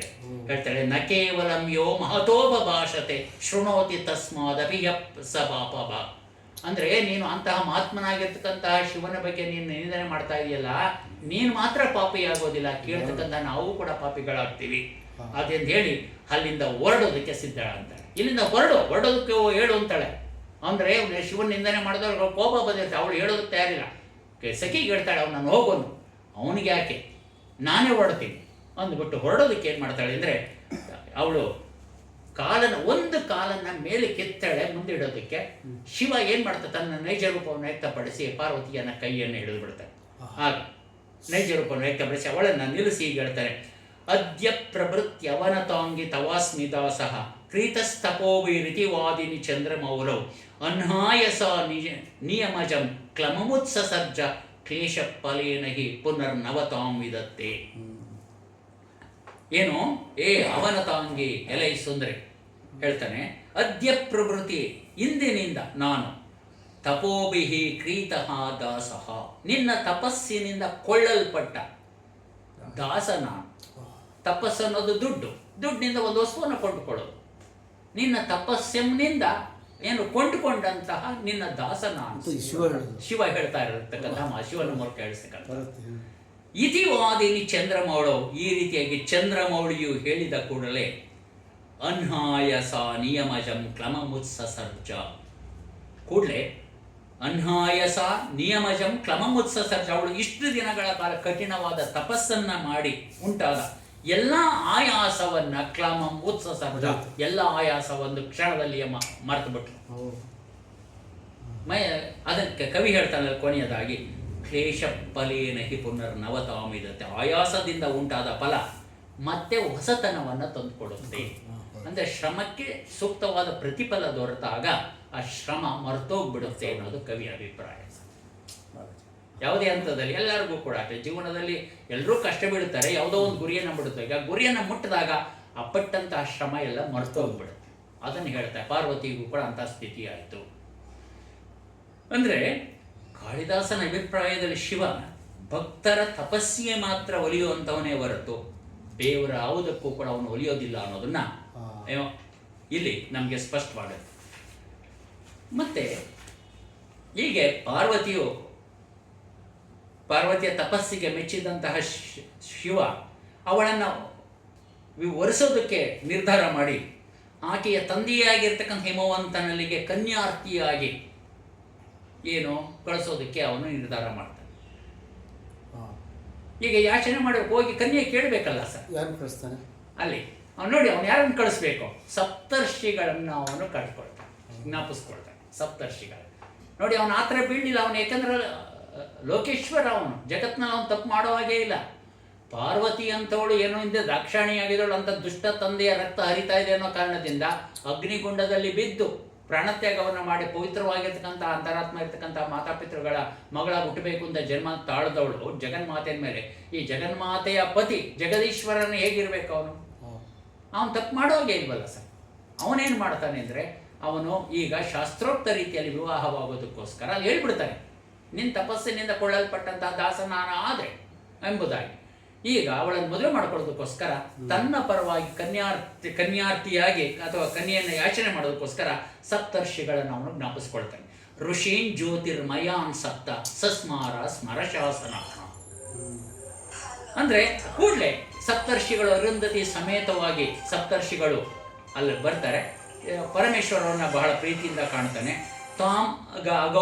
ತಾಮಗೌರವ ಭೇದೇನ ಮುನೀಶ್ಚ ಪಶ್ಯದೀಶ್ವರ, ಅವರನ್ನು ಬಹಳ ಗೌರವದಿಂದ ಕಾಣ್ತಾನೆ. ಆಗ ಶಿವನಿಗೆ ಸಪ್ತರ್ಷಿಗಳ ಬಗ್ಗೆ ಭಾರತೀಯ ಸಂಪ್ರದಾಯದ ಬಗ್ಗೆ ವಿಶೇಷವಾಗಿ ಗೌರವಾಧಾರಗಳ ಎಷ್ಟಿತ್ತು ಅನ್ನೋದು ನಮ್ಗೆ ವ್ಯಕ್ತವಾಗುತ್ತೆ. ಅರುಂಧತಿಯನ ಸಪ್ತರ್ಷಿಗಳ ಜೊತೆಯಲ್ಲಿ ನೋಡಿದಂತಹ ಶಿವನಿಗೆ ದಾಂಪತ್ಯ ಜೀವನದ ಬಗ್ಗೆ ಒಲವುಂಟಾಗುತ್ತೆ. ಆದ್ದರಿಂದ ಸಕಲ ಧರ್ಮ ಕಾರ್ಯಗಳ ಆಚರಣೆಗೆ ಸ್ತ್ರೀಯರೇ ಮೂಲ ಸಾಧನವಲ್ಲವೇ ಎಂಬುದಾಗಿ ಕವಿ ಹೇಳ್ತಾನೆ. ನೋಡಿ ಹೇಳ್ತಾನೆ ಅವನು, ತದ್ದರ್ಶನಾತ್ ಅಬುಚ್ಛಂಬೋಹೋ ಭೂಯಾನ್ ಧಾರಾರ್ಥಮಾಗತಃ ಮಾದರಃ ಕ್ರಿಯಾಣಾಂ ಖಲು ಧರ್ಮ್ಯಾಣಾಂ ದಾಂಪತ್ಯಂ ಮೂಲ ಸಾಧನ. ಎಲ್ಲ ಧರ್ಮ ಕಾರ್ಯಗಳನ್ನು ನೆರವೇರಿಸೋದಕ್ಕೆ ದಾಂಪತ್ಯವಲ್ಲವೇ ಮೂಲ ಕಾರಣ. ಎಲ್ಲ ಧಾರ್ಮಿಕ ಕಾರ್ಯಗಳನ್ನು ಧಾರ್ಮಿಕ ಆಚರಣೆಗಳನ್ನು ಮಾಡಬೇಕಾದ್ರೆ ದಾಂಪತ್ಯ ಅಲ್ವೇ ಮೂಲ ಸಾಧನ. ಕಾಳಿದಾಸ ಹೇಳ್ತಕ್ಕಂತಹ ಮಾತು ಅದು. ಮತ್ತೆ ಶಿವ ತನ್ನನ್ನು ಸ್ಮರಣೆ ಮಾಡಿಕೊಂಡಂತಹ ಕಾರಣದಿಂದ ಕೃತಾರ್ಥರಾದಂತಹ ಸಪ್ತರ್ಷಿಗಳಿಂದ ಕಾಳಿದಾಸ ಹೀಗೆ ಹೇಳಿಸ್ತಾನೆ, ಸಾಕ್ಷಾತ್ ದೃಷ್ಟೋಸಿ ನಾವು ಪುನಃ ವಿದ್ಮಸ್ತ್ವಾಂ ವಯಮಂಜಸಾಂ ಪ್ರಸೀದ ಕಥಮಾತ್ಮಾನಂ ನ ಧಿಯಾಂ ಪತಿವರ್ತಸೆ. ಅವ್ರು ಕೇಳ್ಕೊಳ್ತಾರೆ. ಏನು ಮಾಡ್ತಾರೆ ಅಂದರೆ, ನಿರ್ಗುಣ ಬ್ರಹ್ಮನಾಗಿರ್ತಕ್ಕಂತಹ ಶಿವ ಸಪ್ತರ್ಷಿಗಳಿಗೆ ಪ್ರತ್ಯಕ್ಷ ರೂಪಧಾರಿಯಾಗಿ ಗೋಚರಿಸ್ತಾರೆ. ಆದರೂ ಅವರು ಶಿವನನ್ನು ಪರಿಪೂರ್ಣವಾಗಿ ತಿಳಿಯೋದಕ್ಕೆ ಅಸಮರ್ಥರಾಗ್ತಾರೆ. ಯಾಕೆಂದರೆ ಶಿವನ ಅಂತರ್ಭಾವ ಅಗಮ್ಯ ಅಗೋಚರ ಅಧಿಗೋಪ್ಯ ಎಂಬುದಾಗಿ ಕಾಳಿದಾಸ ಹೇಳ್ತಾನೆ ಅವನು. ಮತ್ತೆ ಸಪ್ತರ್ಷಿಗಳು ಶಿವನನ್ನು ಸ್ಮರಿಸಿಕೊಳ್ಳೋದಕ್ಕೆ ಕಾರಣವನ್ನು ಹೇಳಿದ ಸಂದರ್ಭದಲ್ಲಿ ಕಾಳಿದಾಸ ಶಿವನಿಂದ ಉತ್ತರಿಸುವಾಗ ಶಿವನ ಎಲ್ಲ ಪ್ರವೃತ್ತಿಗಳು ಕೂಡ ಸ್ವಾರ್ಥರಹಿತವಾಗಿದ್ದೋ ಎಂಬುದು ಅವನ ಅಷ್ಟಮೂರ್ತಿಗಳಿಂದ ಗೋಚರವಾಗುತ್ತೆ. ಲೋಕಪಾಲಕರು ದೇವತೆಗಳು ಶತ್ರು ಸಂಹಾರಕ್ಕಾಗಿ ಶಿವಪುತ್ರನನ್ನು ಪ್ರಾರ್ಥಿಸಿದ್ದಾರೆ. ಹೇಳ್ತಾ ಇದ್ದಾರೆ, ನಾವು ನನ್ನ ಸ್ವಾರ್ಥಕ್ಕಲ್ಲ. ಅಷ್ಟದಿಕ್ಪಾಲಕರು ಮತ್ತು ಸಮಸ್ತ ದೇವತೆಗಳು ಕೂಡ ಶತ್ರು ಸಂಹಾರಕ್ಕೋಸ್ಕರ ಶಿವಪುತ್ರನನ್ನು ಯಾಚಿಸಿದ್ದಾರೆ. ಅವರ ಪ್ರಾರ್ಥನೆಯನ್ನು ಪೂರೈಸುವ ಸಲುವಾಗಿ ಪಾರ್ವತಿಯನ್ನು ವಿವಾಹವಾಗೋದಕ್ಕೆ ನಾನು ಬಯಸಿದ್ದೇನೆ. ಆದ್ದರಿಂದ ನೀವು ಹಿಮವಂತನಿಗೆ ಹೋಗಿ ಲೋಕ ಕಲ್ಯಾಣಾರ್ಥವಾಗಿ ಪಾರ್ವತಿಯನ್ನು ಯಾಚಿಸಲಿ ಎಂಬುದಾಗಿ ನಿರೂಪಣೆ ಮಾಡ್ತಾನೆ ಕವಿ. ವಿದಿತಂವೋ ಯಥಾ ಸ್ವಾರ್ಥಾನಂ ಏಕಾಶ್ಚಿತ್ ಪ್ರವೃತ್ತಯ ನನು ಮೂರ್ತಿವಿರಷ್ಟಾಭಿ ಇತ್ತಂ ಭೂತೋಸ್ಮಿ ಸೂಚಿತಃ. ಈ ರೀತಿಯಾಗಿ ಆಗ ಪರಶಿವನ ಪ್ರಾರ್ಥನೆಯಂತೆ ಸಪ್ತರ್ಷಿಗಳು ಆಗಮಿಸಿದ ಸಂದರ್ಭದಲ್ಲಿ ಅವನು ಕಾಳಿದಾಸ ಶಿವನನ್ನು ಈ ರೀತಿಯಾಗಿ ವರ್ಣನೆ ಮಾಡ್ತಾನೆ. ಪ್ರಶ್ನೆ ಕೇಳ್ಬೋದು, ಹೇಳಿ ಸರ್. ಈಗ ಕಾಳಿದಾಸನ ಹೇಳಿಸ್ತಾನೆ ಶಿವನಿಂದ, ಅದು ಲೋಕ ಕಲ್ಯಾಣಕ್ಕೆ ಮಾಡ್ತಿದ್ದೀನಿ. ಹೌದು, ಅದೇ ಲೋಕ ಕಲ್ಯಾಣಕ್ಕೆ ಪಾಪ ಅವನು ಇವನ್ನ ಮನ್ಮಥನ ಹತ್ಯೆ ಮಾಡ್ತಾನಲ್ಲ, ಏನಾದ್ರು ರಿಗ್ರೆಟ್ ಇತ್ತ? ಇಲ್ಲ, ಅಲ್ಲಿ ನಾವು ಭೌತಿಕ ಶರೀರನ ಹೇಳೋಕೆ ಇಲ್ಲ ಸರ್. ಅಲ್ಲಿ ಕಾಮ ಅಂದ್ರೆ ಆಸೆ, ಅಷ್ಟೇ. ತನ್ನ ಆಸೆಯಿಂದ ಜಯಿಸ್ತಾ ಅಷ್ಟೇ. ಅದಷ್ಟೇ. ಸುಟ್ಟ ಅಂದ್ರೆ ಕಾಮವನ್ನ ಜಯಿಸ್ತಾ, ಕಾಮವನ್ನ ದಹಿಸ್ತಾ. ಆದ್ರಿಂದ ಅವನು ಜಿತೇಂದ್ರಿಯ ಅನ್ನೋದು ಅಷ್ಟೇ. ಅವನನ್ನ ಅದು ಭೌತಿಕ ಅದು ಸುಮ್ಮನೆ ಗೊತ್ತಾಗಬೇಕು ಜನಗಳಿಗೆ ಅನ್ನೋದಕ್ಕೆ ಅಷ್ಟೇ. ಅದು ಅದೊಂದು ಸಾಂಕೇತಿಕವಾಗಿ ಕಾಮನ ಸುಟ್ಟ ಅದೇ ಅದು ಅವನು ಹೇಳ್ತಾನೆ. ಹೇಗಿದ್ದ ಶಿವ ಸಂದರ್ಭದಲ್ಲಿ? ಅಣಿಮಾದಿ ಗುಣೋಪೇತಂ ಅಸ್ಪೃಷ್ಟ ಪುರುಷಾಂತರಂ ಶಬ್ದಮೀಶ್ವರಮಿತ್ಯುಚ್ಚೈಃ ಸಾರ್ಧಚಂದ್ರಂ ಬಿಭರ್ತಿಯಃ ಕಲ್ಪಿತಾನ್ಯೋನ್ಯ ಸಾಮರ್ಥ್ಯೈಃ ಪೃಥಿವ್ಯಾದಿಭಿರಾತ್ಮಭಿಃ ಯಸ್ಯೇದಂ ಧ್ರಿಯತೆ ವಿಶ್ವಂ ದುರ್ಯೈರ್ಯಾನಮಿವಾಧ್ವನಿ ಯೋಗಿನೋಯಂ ವಿಚಿನ್ವಂತಿ ಕ್ಷೇತ್ರಾಭ್ಯಂತರವರ್ತಿನಂ ಅನಾವೃತ್ತಿ ಭಯಂ ಯಸ್ಯ ಪದಮಾಹುರ್ಮನೀಷಿಣಃ ಸತೇ ದುಹಿತರಂ ಸಾಕ್ಷಾತ್ ಸಾಕ್ಷಿ ವಿಶ್ವಸ್ಯ ಕರ್ಮಣಃ ಋಣುತೆ ವರದಶಂಭುಃ ಅಸ್ಮತ್ ಸಂಕ್ರಾಮಿತೈ ಪದೈಃ. ಏನಿದ್ರ ತಾತ್ಪರ್ಯ? ಶಿವನ ಬೇರೆ ಯಾರಿಗೂ ಕೂಡ ಅನ್ವಯವಾಗದೇ ಇರತಕ್ಕಂತಹ ಅಣಿಮಾದಿ ಅಷ್ಟ ಸಿದ್ಧಿಗಳಿಂದ ಕೂಡಿರ್ತಕ್ಕಂಥವನು. ಅಣಿಮಾದಿ ಗುಣೇಪೇತಂ ಅಸ್ಪೃಷ್ಟ ಪುರುಷಾಂತರ. ಬೇರೆ ಯಾವುದೇ ಪುರುಷನಲ್ಲಿಯೂ ಕೂಡ ಕಾಣದೇ ಇರತಕ್ಕಂತಹ ಅಣಿಮಾದಿ ಅಷ್ಟಸಿದ್ಧಿಗಳಿಂದ ಕೂಡಿರ್ತಕ್ಕಂಥವನು. ಶಬ್ದಮೀಶ್ವರಮಿತ್ಯುಚ್ಚೈಃ, ಈಶ್ವರ ಎಂಬ ಉಚ್ಚ ಶಬ್ದದಿಂದ ವ್ಯವಹರಿಸಲ್ಪಡ್ತಕ್ಕಂಥವನು. ನೆನ್ನೆನೇನು ಕೂಡ ಅದೇ ಹೇಳಿದೆ. ಈಶ್ವರ ಅಂತ ಇದ್ದಂಗೆ ನಮ್ಮೆಲ್ಲರ ತಲೆಯಲ್ಲಿ ಬರೋದೇನೋ ಶಿವನೇ, ತ್ರಿಮೂರ್ತಿ ಶಿವನೇ. ತ್ರಿಮೂರ್ತಿಗಳಲ್ಲಿ ಒಬ್ಬ ಶಿವನೇ, ಅವನೇ.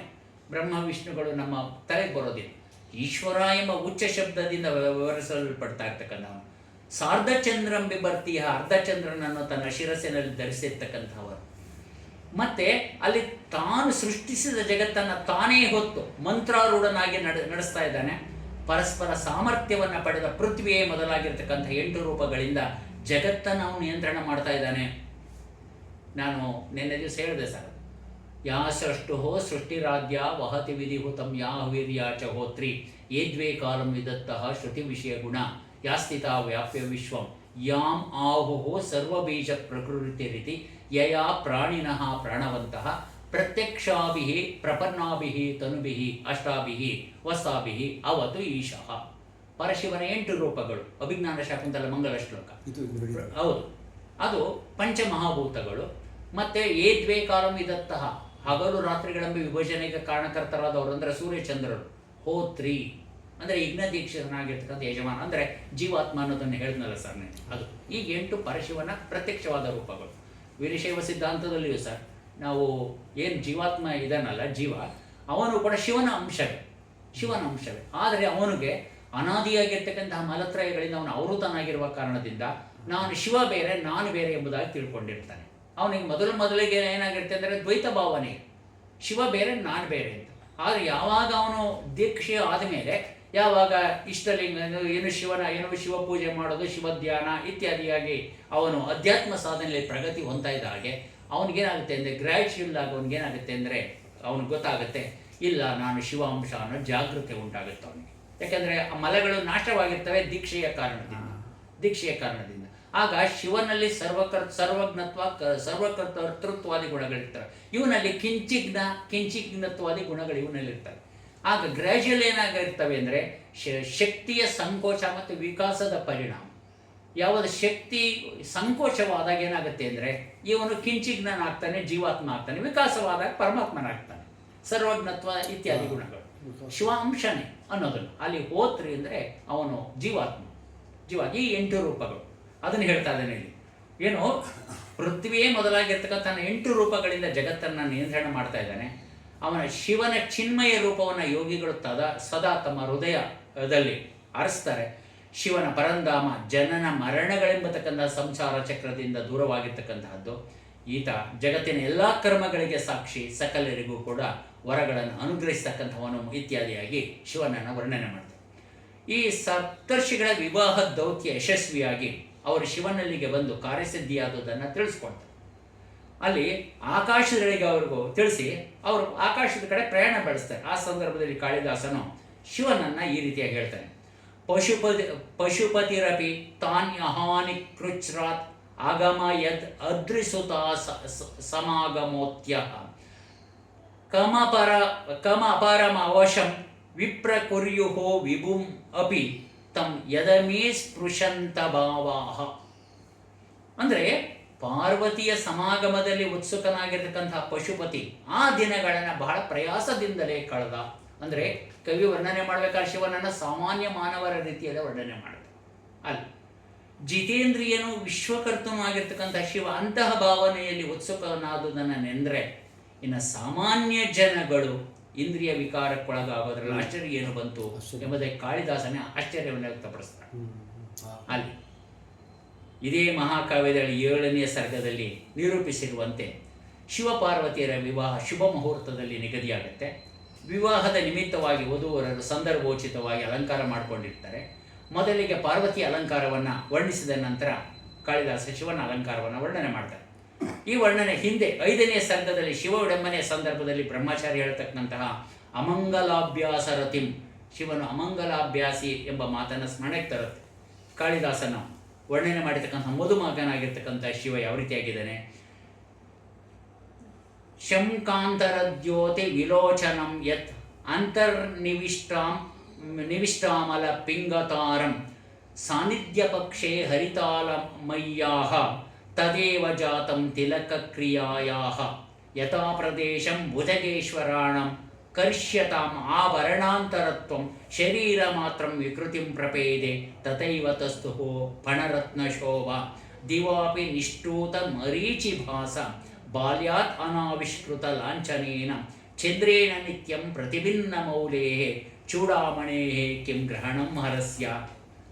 ಅಲ್ಲಿ ಇನ್ನೂ 4 ಶ್ಲೋಕಗಳು ಹೇಳ್ತಾನೆ. ಅಂದರೆ ಶಿವನ ಹಣೆಗಣ್ಣಿನಲ್ಲಿ ಶಾಂತವಾಗಿರ್ತಕ್ಕಂತಹ ಜ್ಯೋತಿ ಕಂಗೊಳಿಸ್ತಾ, ಹಣೆಯ ಒಳಗಡೆಯ ಕಪ್ಪಾದ ಕಣ್ಣಿನ ಪಾಪೆ ಹಣೆಯ ಮಧ್ಯದಲ್ಲಿ ಧರಿಸಿರ್ತಕ್ಕಂತಹ ಚಂದನದ ತಿಲಕದಂತೆ ಶೋಭಿಸ್ತಾ ಇತ್ತು. ಹಣೆಗಣ್ಣಿನಲ್ಲಿರ್ತಕ್ಕಂತಹ ಆ ಪಾಪೆ ಏನಿದೆಯಲ್ಲ, ಅದು ಆ ಕಾಂತಿ ಏನು ಹಣೆಗೆ ಧರಿಸಿರ್ತಕ್ಕಂತಹ ಶ್ರೀಗಂಧದ ತಿಲಕದಂತೆ ತೋರಿಸ್ತಾ ಇತ್ತು. ಅಂದರೆ ಶಿವನ ಹಣೆಗಣ್ಣು ವರನ ಹಣೆಯಲ್ಲಿ ಶೋಭಿಸ್ತಾ ಇರ್ತಕ್ಕಂಥ ತಿಲಕದಂತೆ ಕಾಣಿಸ್ತಾ ಇತ್ತು. ಆದ್ದರಿಂದ ಅವನಿಗೆ ಬೇರೆ ತಿಲಕದ ಅವಶ್ಯಕತೆ ಇರಲಿಲ್ಲ. ಅದು ಶರೀರದ ಯಾವ ಯಾವ ಸ್ಥಾನದಲ್ಲಿ ಯಾವ್ಯಾವ ಆಭರಣ ಇರಬೇಕು ಆ ಎಲ್ಲ ಸ್ಥಾನಗಳಲ್ಲಿ ಸರ್ಪಗಳನ್ನೇ ಆಭರಣಗಳನ್ನಾಗಿ ಧರಿಸಿದ್ದ. ಆದ್ದರಿಂದ ಶಿವನ ಶರೀರ ಮಾತ್ರ ವಿಕಾರ ಹೊಂದಿದೆ ಹೊರತು ಸರ್ಪಗಳ ಹೆಡೆಯ ಮೇಲಿನ ಶೋಭಾರತ್ನಗಳು ಎಂದಿನಂತ ಹಾಗೇ ಇತ್ತು. ಸರ್ಪಗಳು ಎಡೆಯ ಮೇಲೆ ರತ್ನಗಳು ಇರ್ತವೆ ಅಂತ ಓದಿದ್ದೀವಲ್ಲ ಸರ್, ಕವಿ ಸಮಯ ನಾಗಮಣಿ ಇತ್ಯಾದಿಗಳೆಲ್ಲ. ಮತ್ತೆ ಬಾಲಚಂದ್ರ ಶಿವನ ತಲೆಯ ಮೇಲೆ ಚೂಡಾಮಣಿಯಾಗಿ ಶಾಶ್ವತವಾಗಿ ನೆಲೆಸಿದ್ದು ಹಗಲು ರಾತ್ರಿ ಅದು ಶೋಭಿಸ್ತಾ ಇತ್ತು. ಚಂದ್ರನೇ ಚೂಡಾಮಣಿಯಾಗಿರಬೇಕಾದ್ರೆ ಶಿವನಿಗೆ ಬೇರೆ ಚೂಡಾಮಣಿಗಳಿಂದ ಹಾಕಬೇಕು. ಅಂದರೆ ಪರಮೇಶ್ವರ ತನ್ನ ಅದ್ಭುತವಾಗಿರ್ತಕ್ಕಂಥ ಶಕ್ತಿಯಿಂದ ಪ್ರಮುಖವಾಗಿರ್ತಕ್ಕಂತಹ ವೇಷಭೂಷಣಗಳನ್ನು ಧರಿಸಿ ಶೋಭಿಸುತ್ತ ಹತ್ತಿರದಲ್ಲೇ ಇದ್ದಂತಹ ಪ್ರಮಥಗಣಗಳಲ್ಲಿ ಒಬ್ಬನು ತಂದಂತಹ ಖಡ್ಗದಲ್ಲಿ ತನ್ನ ಪ್ರತಿಬಿಂಬವನ್ನು ನೋಡಿ ಆನಂದಿಸ್ತಾನೆ. ಮಿರರ್ ಬೇಕಲ್ಲ ಸರ್, ಅವನು ಡ್ರೆಸ್ ಮಾಡಿಕೊಂಡಿರೋದನ್ನ ನೋಡ್ಕೊಳ್ಳೋದಿಕ್ಕೆ. ಖಡ್ಗ ಅವನ ಇವರು ಒಬ್ರು ಅವನ ಗಣಗಳು ಯಾರೋ ತಂದಂತಹ ಆ ಖಡ್ಗನೇ ಅವನಿಗೆ ಕನ್ನಡಿ ಆಯಿತು. ಶಿವನು ಸಹ ಮಾನವರಂತೆ ತನ್ನ ಅಲಂಕಾರವನ್ನು ನೋಡಿ ಆನಂದಪಟ್ಟ. ಈಗ ಅಲಂಕೃತನಾಗಿರ್ತಕ್ಕಂಥ ಶಿವ ಮಧುಮಗನಾಗಿ ಹೊರಡಲು ಸಿದ್ಧನಾದಾಗ ನಂದಿಯ ಭುಜವನ್ನಾಶ್ರಯಿಸಿ ಹುಲಿಯ ಚರ್ಮವನ್ನು ಬೆನ್ನಿನ ಮೇಲೆ ಹಾಸಿದ್ದ. ಕೈಲಾಸ ಪರ್ವತದಂತೆ ಬೃಹತ್ತಾಗಿಯೂ ಬಿಳಿಯ ಬಣ್ಣದಿಂದಲೂ ಕಂಗೊಳಿಸುತ್ತಿದ್ದಂತಹ ಒಂದು ಎತ್ತನ ಏರ್ದ. ನಂದಿ ಇದ್ರೆ ನಾನು ಹೇಳಿದೆ ಈಗಾಗಲೇ ಅವನ ಗಣಗಳಲ್ಲಿ ಒಬ್ಬ. ಅವನ ವಾಹನ ನಂದಿ ಬೇರೆ. ಏನು ಮಾಡಿಬಿಟ್ಟಿದ್ದಾರೆ ಅಂದರೆ ಎಲ್ಲ ಕಡೆಯೂ ಇತ್ತೀಚಿನ ದಿನಮಾನಗಳ ಹಿಂದೆನೂ ಆಗಿದೆ. ಅಂದರೆ ಆಧುನಿಕ ಯುಗದಲ್ಲಿ ವಿಶೇಷವಾಗಿ ಹಿಂದಿನವರಲ್ಲ, ಅಂದರೆ ಇವರು ಕವಿಗಳು ಮತ್ತು ಮಹರ್ಷಿಗಳಲ್ಲ ಸರ್. ಈ ಶಿವನ ವಾಹನ ನಂದಿನ್ವೆ, ಅವನ ಗಣಗಳಲ್ಲಿ ಒಬ್ಬನಾಗಿರ್ತಕ್ಕಂಥ ನಂದಿ ಇದ್ದಾನೆ, ಗಣಗಳ ನಾಯಕ ಅವನು. ಎರಡನ್ನೂ ಒಂದೇ ಸಮೀಕರಣ ಮಾಡಿಬಿಟ್ಟಿದ್ದಾರೆ ಎಲ್ಲ ಕಡೆ ಕೂಡ. ಮೊನ್ನೆ ನಾನು ಕಾಶಿಗೆ ಹೋಗಿದ್ನಲ್ಲ ಸರ್ ಕಳೆದ ತಿಂಗಳು. ಆ ಸಂದರ್ಭದಲ್ಲಿ ಅಲ್ಲೊಬ್ಬರು ವಿದ್ವಾಂಸರು ಅದೇ ಅಂತವ್ರು ನನಗೆ ಹೊರಡೋದು ಸಂದರ್ಭ ಆಗಲಿ, ನಾನು ಅವತ್ತು 15ನೇ ತಾರೀಕು ಹೊರಡ್ತಾ ಇದ್ದೆ ಫ್ಲೈಟ್ಗೆ. ಅಷ್ಟೊತ್ತು ಕಾತನೋ ಇಲ್ಲ ಸರ್, ನನಗೆ ಒಂದು ಚಿಂತನೆ ಬಂದಿದೆ ಅಂತ. ಏನಪ್ಪ ಅಂದೆ. ವಿಶೇಷವಾಗಿ ಅವರು ಈ ಬಸವಣ್ಣನ ವಿಷಯ ತೆಗೆದುಕೊಂಡ, ಬಸವೇಶ್ವರರ ವಿಷಯವನ್ನು ತೆಗೆದುಕೊಂಡು ಈ ನಮಗೆ ದೇವಾಲಯಗಳಲ್ಲಿ ಶಿವನ ಮುಂದೆ ಇರತಕ್ಕಂತಹ ನಂದಿಯ ಗುಣಗಳನ್ನು ತೆಗೆದುಕೊಂಡು ಬಸವೇಶ್ವರನಿಗೆ ಆರೋಪ ಮಾಡಿಬಿಟ್ಟಿದ್ದಾರೆ. ಅದಕ್ಕೋಸ್ಕರ ಅದನ್ನು ಮಿಕ್ಸ್ ಮಾಡಿಬಿಟ್ಟು ಬಸವಣ್ಣನೆಲ್ಲ ಅಂದರೆ ಬಸವೇಶ್ವರನ ಈ ರೀತಿಯಾಗೆಲ್ಲ ಮಾಡಿಬಿಟ್ಟಿದ್ದಾರೆ. ಅದರ ಬಗ್ಗೆ ಸ್ಟಡಿ ಮಾಡುತ್ತೆ ಹೊಡಬೇಕು ಅಂದ್ಕೊಂಡಿದ್ದೀನಿ. ಈಗ ಏನೇನು ಮೆಟೀರಿಯಲ್ ಇದೆ ನಿನ್ನ ಹತ್ರ ಅಂತ ಹೇಳಿದೆ ನಾನು. ಅದನ್ನು ನಿನ್ನ ಹತ್ರ ಮೆಟೀರಿಯಲ್ ಏನದೆ ಎಲ್ಲೂ ಸಮೀಕರಣ ಮಾಡಿಬಿಟ್ಟಿದ್ದಾರೆ. ಕಲಸೋ ಮೇಲೋಗರ ಅದನ್ನು ತಂದು ಇಲ್ಲಿ ಬಸವಣ್ಣನಿಗೆ ಆರೋಪ ಮಾಡು ಎಲ್ಲದೆ ಹೇಳು. ಸುಮ್ಮನೆ ಏನೇನೋ ಕೆಟ್ಟದಾಗಿ ಯೋಚನೆ ಮಾಡಬೇಡ, ಒಳ್ಳೇದು ಏನಾದ್ರು ಯೋಚನೆ ಮಾಡು, ಒಂದು ಸ್ಟಡಿ ಮಾಡು, ಸಮಾಜಕ್ಕೆ ಮುಂದೆ ಉಳ್ಕೋಬೇಕು ಮಾಡೋ ಕೆಲಸ ಅಂತ ಹೇಳಿ. ಅಂದರೆ ನಾನೇನೋ ವಿಶೇಷವಾಗಿ ಚಿಂತಕ ನಾನು ಅಂತ ತೋರಿಸ್ಕೊಳ್ಳೋದಕ್ಕೆ ನನ್ನ ಹತ್ರ. ನಾನು ಅವ್ನು ಬಂಡವಾಳ ಏನು ನನಗೆ ಗೊತ್ತಿದೆ ಸರ್. ಆಗಲಿ ನನ್ನ ಕಡೆ 2-3 ಕಡೆ ಸಿಕ್ಕಾಕೊಂಡು ಈಗ ಅಲ್ಲೆಲ್ಲರ ಕಂಡು ನಾನು ತಪ್ಪಿಸ್ಕೊಂಡು ಅಡ್ಡಾಡ್ತಾನೆ.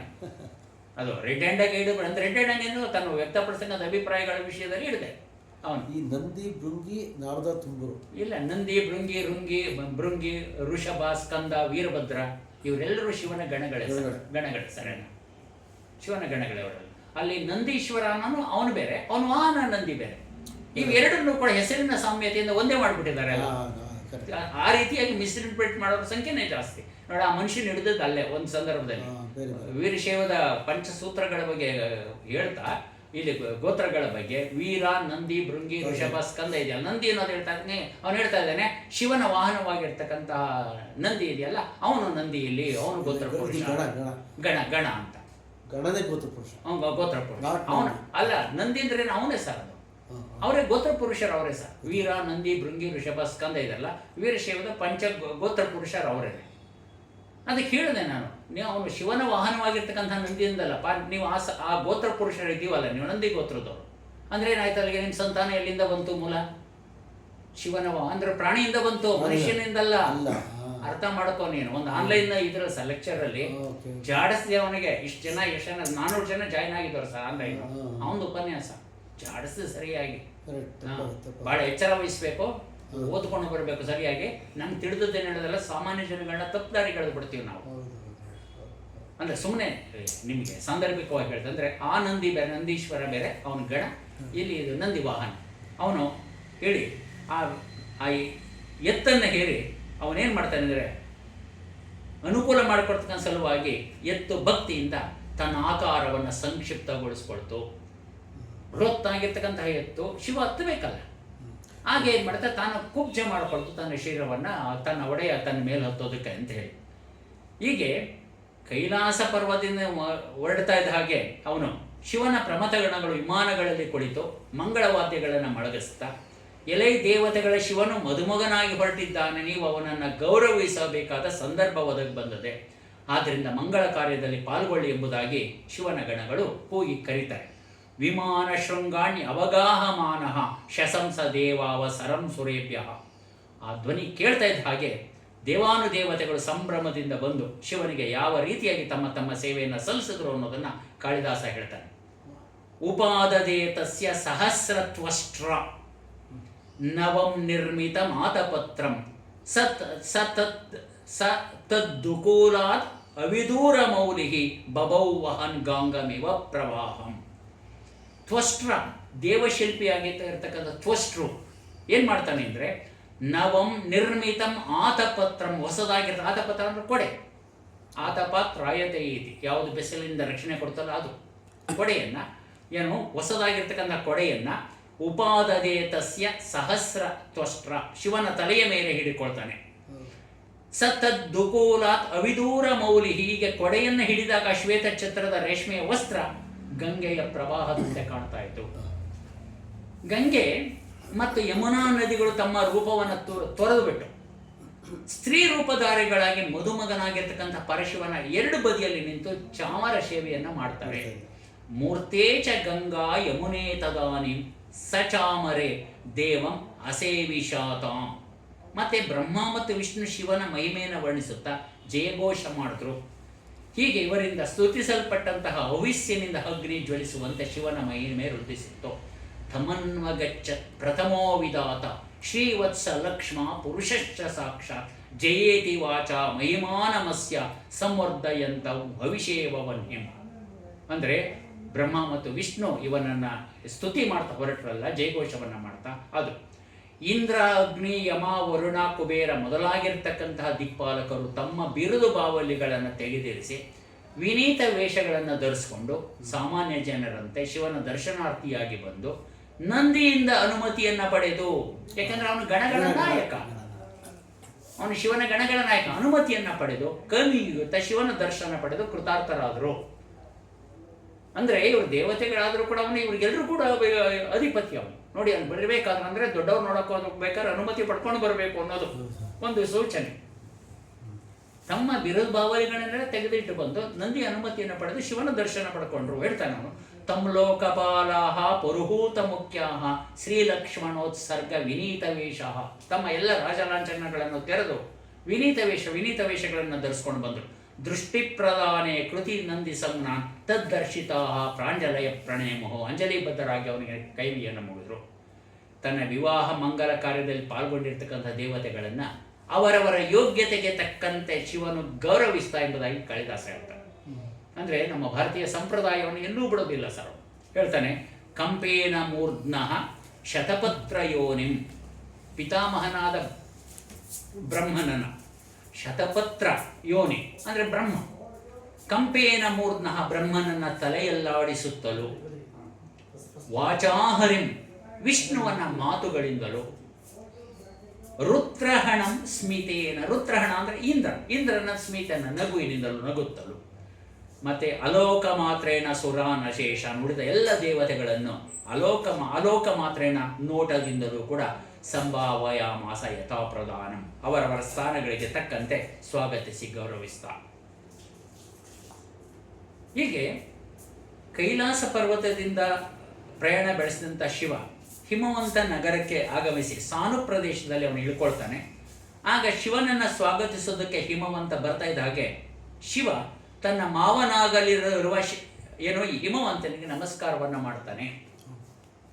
ಇದು ಸಂಪ್ರದಾಯ. ಹಳಿಯನಾಗ್ತಕ್ಕಂಥವನು ಮಾವನಿಗೆ ನಮಸ್ಕಾರ ಮಾಡಬೇಕಲ್ಲ ಸರ್, ಅವನು ಎಷ್ಟು ದೊಡ್ಡವನೇ ಇರಬಹುದು, ಆ ಸ್ಥಾನ ಬೇರೆ, ಸಂದರ್ಭ ಬೇರೆ. ಇದನ್ನು ಕಂಡಂತಹ ಹಿಮವಂತ ನಾಚಿಕೆ ಕೊಡುತ್ತಾನೆ. ಕನ್ಯಾದಾನ ಮಾಡತಕ್ಕಂತಹ ಮಾವನಿಗೆ ನಮಸ್ಕಾರ ಮಾಡತಕ್ಕಂತಹ ಲೋಕಧರ್ಮ, ಇಂತಹ ಲೋಕಧರ್ಮವನ್ನು ಲೋಕಪಾಲಕನಾದ ಶಿವನು ಪಾಲಿಸ್ತಾ ಅನ್ನೋದು ಕವಿಯ ಆಶಯ. ಮತ್ತೆ ಹಿಮವಂತ ಶಿವನನ್ನು ರಾಜಬೀದಿಯ ಮೂಲಕ ಸ್ವಾಗತಿಸಿ ಕರೆತರಬೇಕಾದ್ರೆ ಅಲಂಕೃತವಾಗಿರೋ ರಾಜಬೀದಿ ಶಿವನು ತಲೆಯಲ್ಲಿ ಧರಿಸಿರ್ತಕ್ಕಂತಹ ಚಂದ್ರನ ಕಾಂತಿಯಿಂದ ಅರಮನೆಯ ಉಪ್ಪರಿಗೆಗಳು ಬೆಳದಿಂಗಳಿನಲ್ಲಿ ಅಭಿಷೇಕ ಮಾಡಿದಂತೆ ಕಂಗೊಳಿಸ್ತೋ ಎಂಬುದಾಗಿ ಹೇಳ್ತಾನೆ. ಮತ್ತೆ ಶಿವ ಹಿಮವಂತನ ಅರಮನೆಯನ್ನು ತಲುಪಿ ಒಂದು ಭವ್ಯವಾದ ಸಿಂಹಾಸನದಲ್ಲಿ ಮಂಡಿಸ್ತಾನೆ. ಆಗ ಅವನು ಮಾವನಾಗಿರ್ತಕ್ಕಂಥ ಹಿಮವಂತ ವರನಿಗೆ ಮಾಡ್ತಕ್ಕಂಥ ಎಲ್ಲ ಬಗೆಯ ವರೋಪಚಾರಗಳನ್ನು ವಿನಯದಿಂದ ಮಾಡ್ತಾನೆ. ಹೌದು ಸರ್, ಲೋಕೇಶ್ವರನಾದ ಶಿವನಿಗೆ ಮಾಡ್ತಕ್ಕಂಥ ವರೋಪಚಾರಾದಿಗಳನ್ನು ಕಾಳಿದಾಸ ಲೋಕಧರ್ಮದಂತೆ ಮಾಡಿಸಿದ್ದಾನೆ. ಶಿವನು ಸಹ ಅವುಗಳನ್ನು ಸಂತಸದಿಂದ ಸ್ವೀಕಾರ ಮಾಡ್ತಾನೆ. ಏನೇನು ಮಾಡ್ದ? ತತ್ರೇಶ್ವರೋ ವಿಷ್ಟರಭಾಗ್ ಯಥಾವತ್ ಸರತ್ನಮರ್ಗ್ಯಂ ಮಧುಮಚ್ಛಗವ್ಯಂ ನವೇದುಕೂಲೇ ಚ ನಗೋಪನೀತೆ ಪ್ರತ್ಯಗ್ರಹಿ ಸರ್ವಂ ಅಮಂತ್ರವರ್ಜಂ.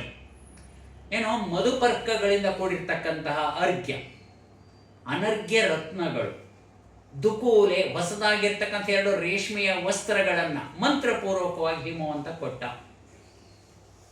ಶಿವನು ಕೂಡ ಅಷ್ಟೇ ಆಧಾರದಿಂದ ಅವುಗಳನ್ನು ಸ್ವೀಕಾರ ಮಾಡ್ತಾನೆ. ಅವನು ಗಜಚರ್ಮಧಾರಿಯಾಗಿದ್ರು ಪಣಾಭರಣಿಯಾದರೂ ಕೂಡ ತನ್ನ ವಿವಾಹದ ಸಂದರ್ಭದಲ್ಲಿ ಹಿಮವಂತ ನೀಡಿದಂತಹ ರೇಷ್ಮೆಯ ವಸ್ತ್ರ, ಅನರ್ಘ್ಯ ರತ್ನ ಮೊದಲಾದವುಗಳನ್ನು ಸ್ವೀಕರಿಸುವ ಉದ್ದೇಶ ಇದು ರೂಢಿಗತವಾಗಿ ಬಂದಿದ್ದಂತಹ ಪದ್ಧತಿಯನ್ನು ಅನುಸರಿಸ್ತಕ್ಕಂಥದ್ದೇ ಆಗಿದೆ ಹೊರತಾಗಿ ಅವುಗಳ ಮೇಲಿನ ಆಸೆಯಿಂದಲ್ಲ ಅನ್ನೋದನ್ನು ಕೂಡ ಕವಿ ಹೇಳ್ತಾನೆ. ಮತ್ತೆ ಇಲ್ಲಿ ಅಂದರೆ ರೇಷ್ಮೆ ವಸ್ತ್ರದ ಉಪಯೋಗ 5ನೇ ಶತಮಾನ ಸರ್, ಹಿಂದಿನಿಂದಲೂ ಕೂಡ ಇದೆ. ಅದು ಶವವಸ್ತ್ರ ಅಂತ ಕರೀತಾರೆ. ಯಾವ್ದನ್ನ ಸರ್? ರೇಷ್ಮೆ. ಹೌದಾ? ಹೌದು. ಯಾಕಂದ್ರೆ ರೇಷ್ಮೆ ಮಾಡ್ಬೇಕಾದ್ರೆ ಅದೇ ಹೌದು ಸಾಯಿಸ್ಬೇಕು, ತೆಗಿಬೇಕು. ಅಲ್ಲ, ಬಾಯಿಲ್ ಮಾಡ್ತಾರಲ್ಲ ಸರ್, ಇದಕ್ಕಾಗಿ ಅಲ್ಲ ಬಾಯಿಲ್ ಮಾಡುತ್ತಾನೆ ಅವನ, ಸಾಯಿಸ್ಬಿಡ್ತಾನೆ. ಶಿವ ಕೂಡ ಶವವಸ್ತ್ರ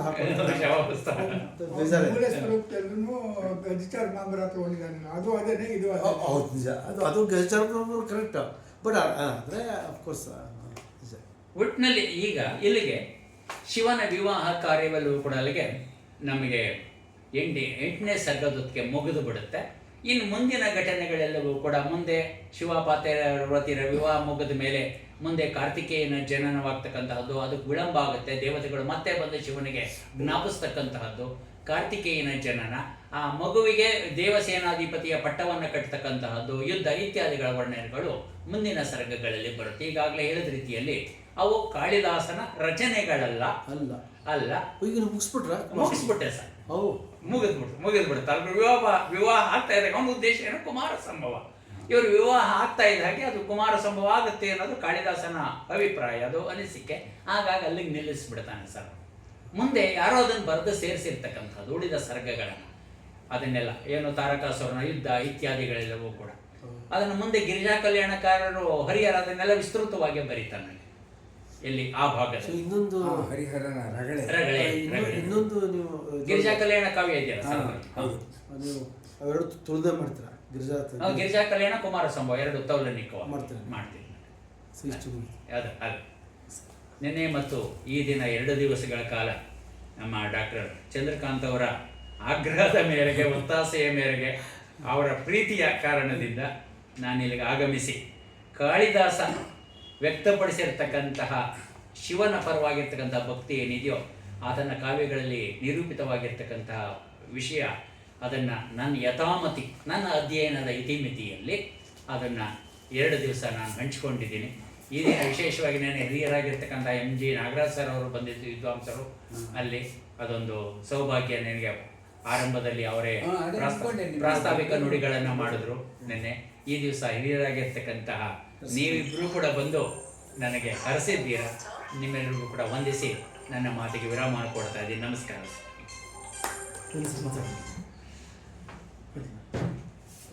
ನಮ್ಮ ಮಿತ್ರರಾದ ನರಸಿಂಹಯ್ಯನವ್ರನ್ನ ಒಂದೆರಡು ಮಾತಾಡ್ಬೇಕು ಅಂತ ಕೇಳ್ಕೊಡ್ತೀನಿ. ಅವರು ಕೂಡ ಸಂಸ್ಕೃತ ಬಲ್ಲವರು ಪಂಡಿತರು. ಇಲ್ಲ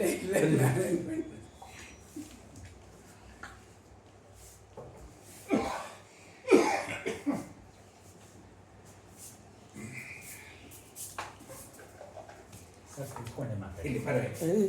ಇಲ್ಲ ಬೇಡ ಸದ್ಯ ನಾನು ವಿದ್ವನ್ಮಣಿಯ ಮುಂದೆ ಖಂಡಿತ ಮಾತನಾಡೋದಕ್ಕೆ ಇಲ್ಲ. ಸುಮ್ಮನೆ ಒಂದೆರಡು ಮಾತುಗಳನ್ನು ನನಗೇನು ತೋಚುತ್ತೋ ಅದನ್ನು ಮಾತಾಡ್ತೀನಿ. ನಿಮ್ಮ ಬಗ್ಗೆ ಅನಿಸಿಕೆ ಮಾತನಾಡುವಷ್ಟು ನಾನು ವಿಮರ್ಶಕನೂ ಅಲ್ಲ, ಸಾಧಕನೂ ಅಲ್ಲ, ಅಷ್ಟು ವಿದ್ವತ್ತು ಕೂಡ ಇಲ್ಲ ನನಗೆ ಅದರ ವಿಚಾರದಲ್ಲಿ. ಬಹಳ ಸಂತೋಷವಾದಂತಹ ವಿಚಾರ ಅಂದರೆ ಶ್ರೀಕಾಂತ್ರವರು ನಿನ್ನೆ ನಮಗೆ ಆಹ್ವಾನ ಕೊಟ್ಟಿದ್ದಕ್ಕೆ ಮೊದಲು ನಾನು ಧನ್ಯವಾದಗಳನ್ನು ಸಮರ್ಪಿಸ್ತೇನೆ. ಹಾಗೆ ಶಿವಕುಮಾರ ಸ್ವಾಮಿ ಇವರು ಮಾಡಿದಂತಹ ಒಂದು ವಿಮರ್ಶಾತ್ಮಕವಾಗಿರ್ತಕ್ಕಂತಹ ಏನು ಕಾಳಿದಾಸನ ಅನೇಕ ಕಾವ್ಯಗಳಲ್ಲಿ ಕುಮಾರ ಸಂಭವ ಹಾಗೂ ರಘುವಂಶದ ವಿಚಾರವನ್ನು ಕುರಿತು ಮಾತನಾಡಿರ್ತಕ್ಕಂಥದ್ದು ಬಹಳ ಸೊಗಸಾಗಿರ್ತಕ್ಕಂಥದ್ದು. ನಾವೆಲ್ಲ 1963-64 ಇಸ್ವಿನಲ್ಲಿ ಸಂಸ್ಕೃತದ ಅಭ್ಯಾಸವನ್ನು ಸ್ವಲ್ಪ ಮಾಡಿದ್ದುಂಟು. ಸುಭಾಷಿತ, ಆಮೇಲೆ ರಘುವಂಶ ಇತ್ಯಾದಿಗಳನ್ನು ಸ್ವಲ್ಪ ನಮಗೆ ಮಿಡ್ಲ್ ಸ್ಕೂಲಲ್ಲೇ ಇಟ್ಟಿದ್ರು.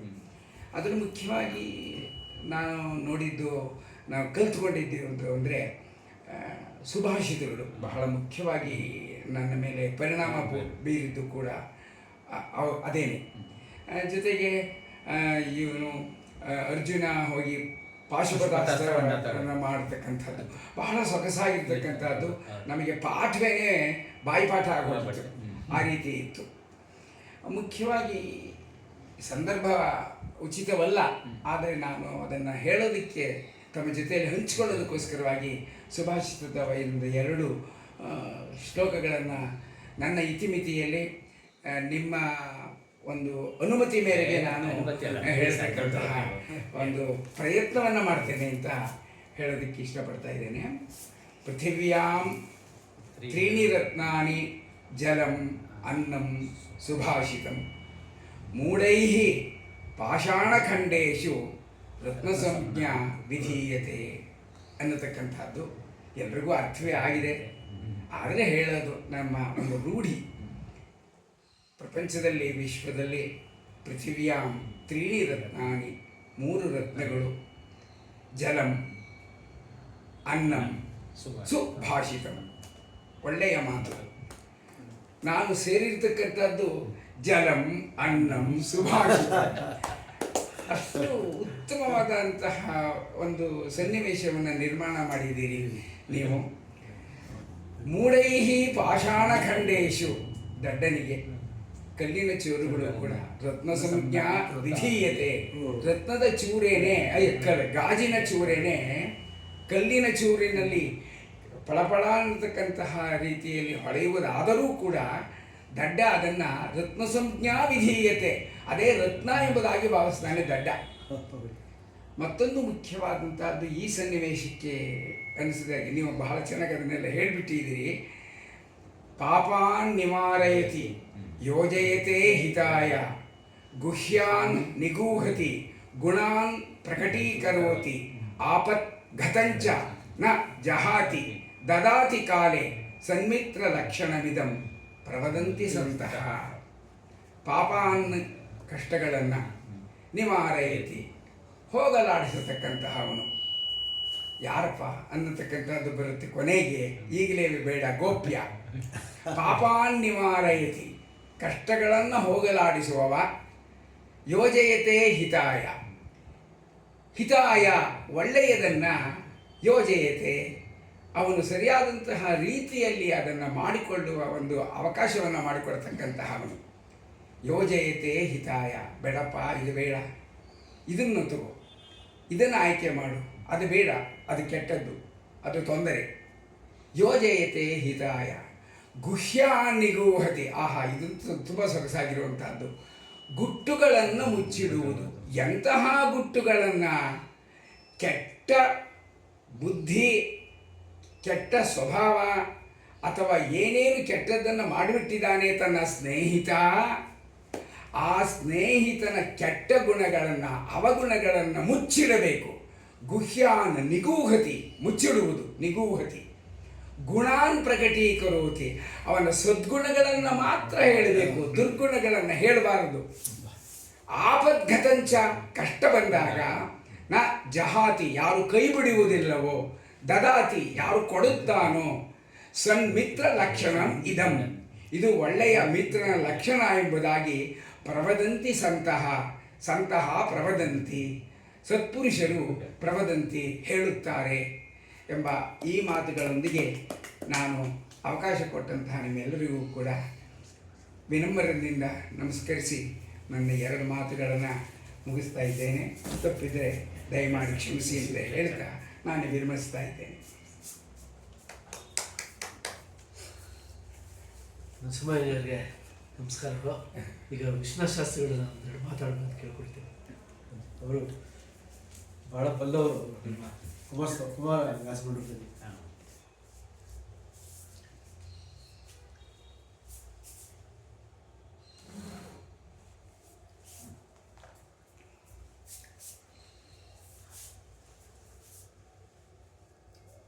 ಪ್ರಾಜ್ಞರ ಮುಂದೆ ಮಾತಾಡಲು ನಾನು ಶಕ್ತನಿಲ್ಲ.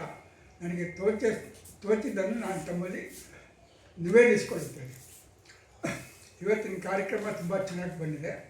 ಕಾರ್ಯಕ್ರಮದಲ್ಲಿ ರಘುವಂಶದ ಕುಮಾರ ಸಂಭವದಲ್ಲಿ ರಘುವಂಶನ ಶುರು ಮಾಡಿಕೊಂಡು ರಘುವಂಶದಲ್ಲಿ ಕುಮಾರ ಸಂಭವದ ಮೊದಲನೇ ಶ್ಲೋಕದಿಂದ ಆರಂಭ ಮಾಡಿ ಇವತ್ತು ಶಿವ ಪಾರ್ವತಿಯರ ವಿವಾಹನ ಸಂಪನ್ನಗೊಳಿಸಿದ್ದಾರೆ. ಅದರ ನಂತರ ನನಗೆ ಕುಮಾರ ಸಂಭವದ ಸೂಚನೆ ಮೊದಲನೇ ಪದ್ಯದಿಂದ ಕೊನೆ ಪದ್ಯ ತನಕ ಯಾವ ರೀತಿ ತಗೊಂಡು ಬಂದಿದ್ದಾರೆ ಕಾಳಿದಾಸ ಅದನ್ನು ವಿಸ್ತೃತವಾಗಿ ತಿಳಿಸ್ಕೊಟ್ಟಿದ್ದಾರೆ. ಇದ್ರ ಬಗ್ಗೆ ನಾನು ತುಂಬ ಎಲ್ಲರಿಗೂ ಅಭಾರಿಯಾಗಿದ್ದೇನೆ. ಯಾಕಂದರೆ ನನಗೆ ಕೆಲವೊಂದು ಅಂಶಗಳು ಕೆಲವಷ್ಟೇ ಗೊತ್ತಿತ್ತು, ಕೆಲವೊಂದು ವಿಸ್ತೃತವಾಗಿ ಗೊತ್ತಾಯಿತು. ಅದರಿಂದ ಇದ್ರ ಬಗ್ಗೆ ನಾನು ತುಂಬ ಹೆಮ್ಮೆ ಪಡ್ತೀನಿ. ಇಂಥ ಒಂದು ಅವಕಾಶ ನಮಗೆ ಕಲ್ಪಿಸಿಕೊಟ್ಟಿದ್ದಕ್ಕೆ ಚಂದ್ರಕಾಂತ್ ಅವರಿಗೆ ಮತ್ತು ಅದನ್ನ ವಿಸ್ತೃತವಾಗಿ ತಿಳಿಸ್ಕೊಟ್ಟಿದ್ದಕ್ಕೆ ಶಿವಕುಮಾರ ಸ್ವಾಮಿಗಳಿಗೆ ನಾನು ಮತ್ತೊಮ್ಮೆ ಆಭಾರಿಯಾಗಿದ್ದೇನೆ.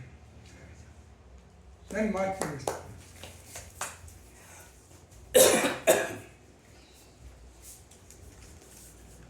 ಕಾಳಿದಾಸನ ಕುಮಾರ ಸಂಭವದ ಬಗ್ಗೆ ಬಹಳ ವಿಶೇಷವಾಗಿ ಬಹಳ ವಿವರವಾಗಿ ತಿಳಿಸ್ಕೊಟ್ಟಂತಹ ಪ್ರೊಫೆಸರ್ ಶಿವಕುಮಾರ ಸ್ವಾಮಿಗಳು ಅವರು ಎಷ್ಟು ಸಾಮಾನ್ಯವಾಗಿ ಪ್ರಶ್ನೆ ಕಳೆದುಂಟು, ನೀವು ಯಾರೋ ಗಣಪತಿಯೋ ಸುಬ್ರಹ್ಮಣ್ಯನೋ ಈಗ ಅಯ್ಯಪ್ಪನೋ ಯಾರು ನೀವು ಅಂತ. ಅವ್ರು 3 ಅಂತ ಅಂತಾರೆ. 3 ಜನ ಶಿವಕುಮಾರ್ ಅವರು ಇದ್ದಾರೆ. ಅವರು ಆಮೇಲೆ ಎಷ್ಟು ಭಾಳ ಪ್ರಿಪೇರಾಗಿ ಬಂದು ನಮ್ಮನೆಗೆ ಬಂದು ನಡೆಸ್ಕೊಟ್ರು. ನಮ್ಮನೆ ಪಾವನವಾಯಿತು. ಯಾಕಂದರೆ ಆ ಶಿವನ ಪಾರ್ವತಿಯ ಕುಮಾರನ ಗಣಪತಿಯ ಮತ್ತು ಈಗ ಬಂದಿರೋ ಭಕ್ತಗಣಗಳ ಎಲ್ಲರೂ ಎಲ್ಲರನ್ನೂ ತಣಿಸಿ ಅವರು ನಮ್ಮನೆಗೆ ಬರೋಂಗಾಯ್ತು. ಈಗ ಅವ್ರು ನೆನೆಸ್ಕೊಳ್ಳೋದು ನಮ್ಮನೆಗೆ ಬಂದಿದ್ದಾರೆ ಅಂತ. ಈಗ ಗಣಪತಿ, ಸುಬ್ರಹ್ಮಣ್ಯ, ಪರಶಿವ ಅವರೇ ನಮ್ಮನೆಗೆ ಬಂದಂಗೆ ಆಯಿತು. ಯಾಕಂದರೆ ಕಾಳಿದಾಸನ ಹೇಳ್ದಂಗೆ ಮನುಷ್ಯ ಜೀವಿಯು ಕೂಡ ಶಿವನ ಅಂಶವೇ, ಶಿವನೇ ಅಂತ ಹೇಳಿದಂಗೆ. ಸೊ ಎಲ್ರಿಗೂ ನಮಸ್ಕಾರ. ಇದೇ ರೀತಿ ನಮಗೆ ನಮ್ಮನೆಗೆ ಬಂದು ಶಿವಕುಮಾರ ಸ್ವಾಮಿಗಳು ಪ್ರವಚನಗಳು ನಡೆಸ್ಕೊಡ್ಬೇಕು. ಮುಂದೆ ಕೂಡ ಆ ಗಿರಿಜಾ ಕಲ್ಯಾಣ ಮತ್ತು ಕುಮಾರ ಸಂಭವನ ತುಲನಾತ್ಮಕವಾಗಿ ಅವರನ್ನು ಹೋಲಿಸಿ ಮಾಡಬೇಕು. Good very nice.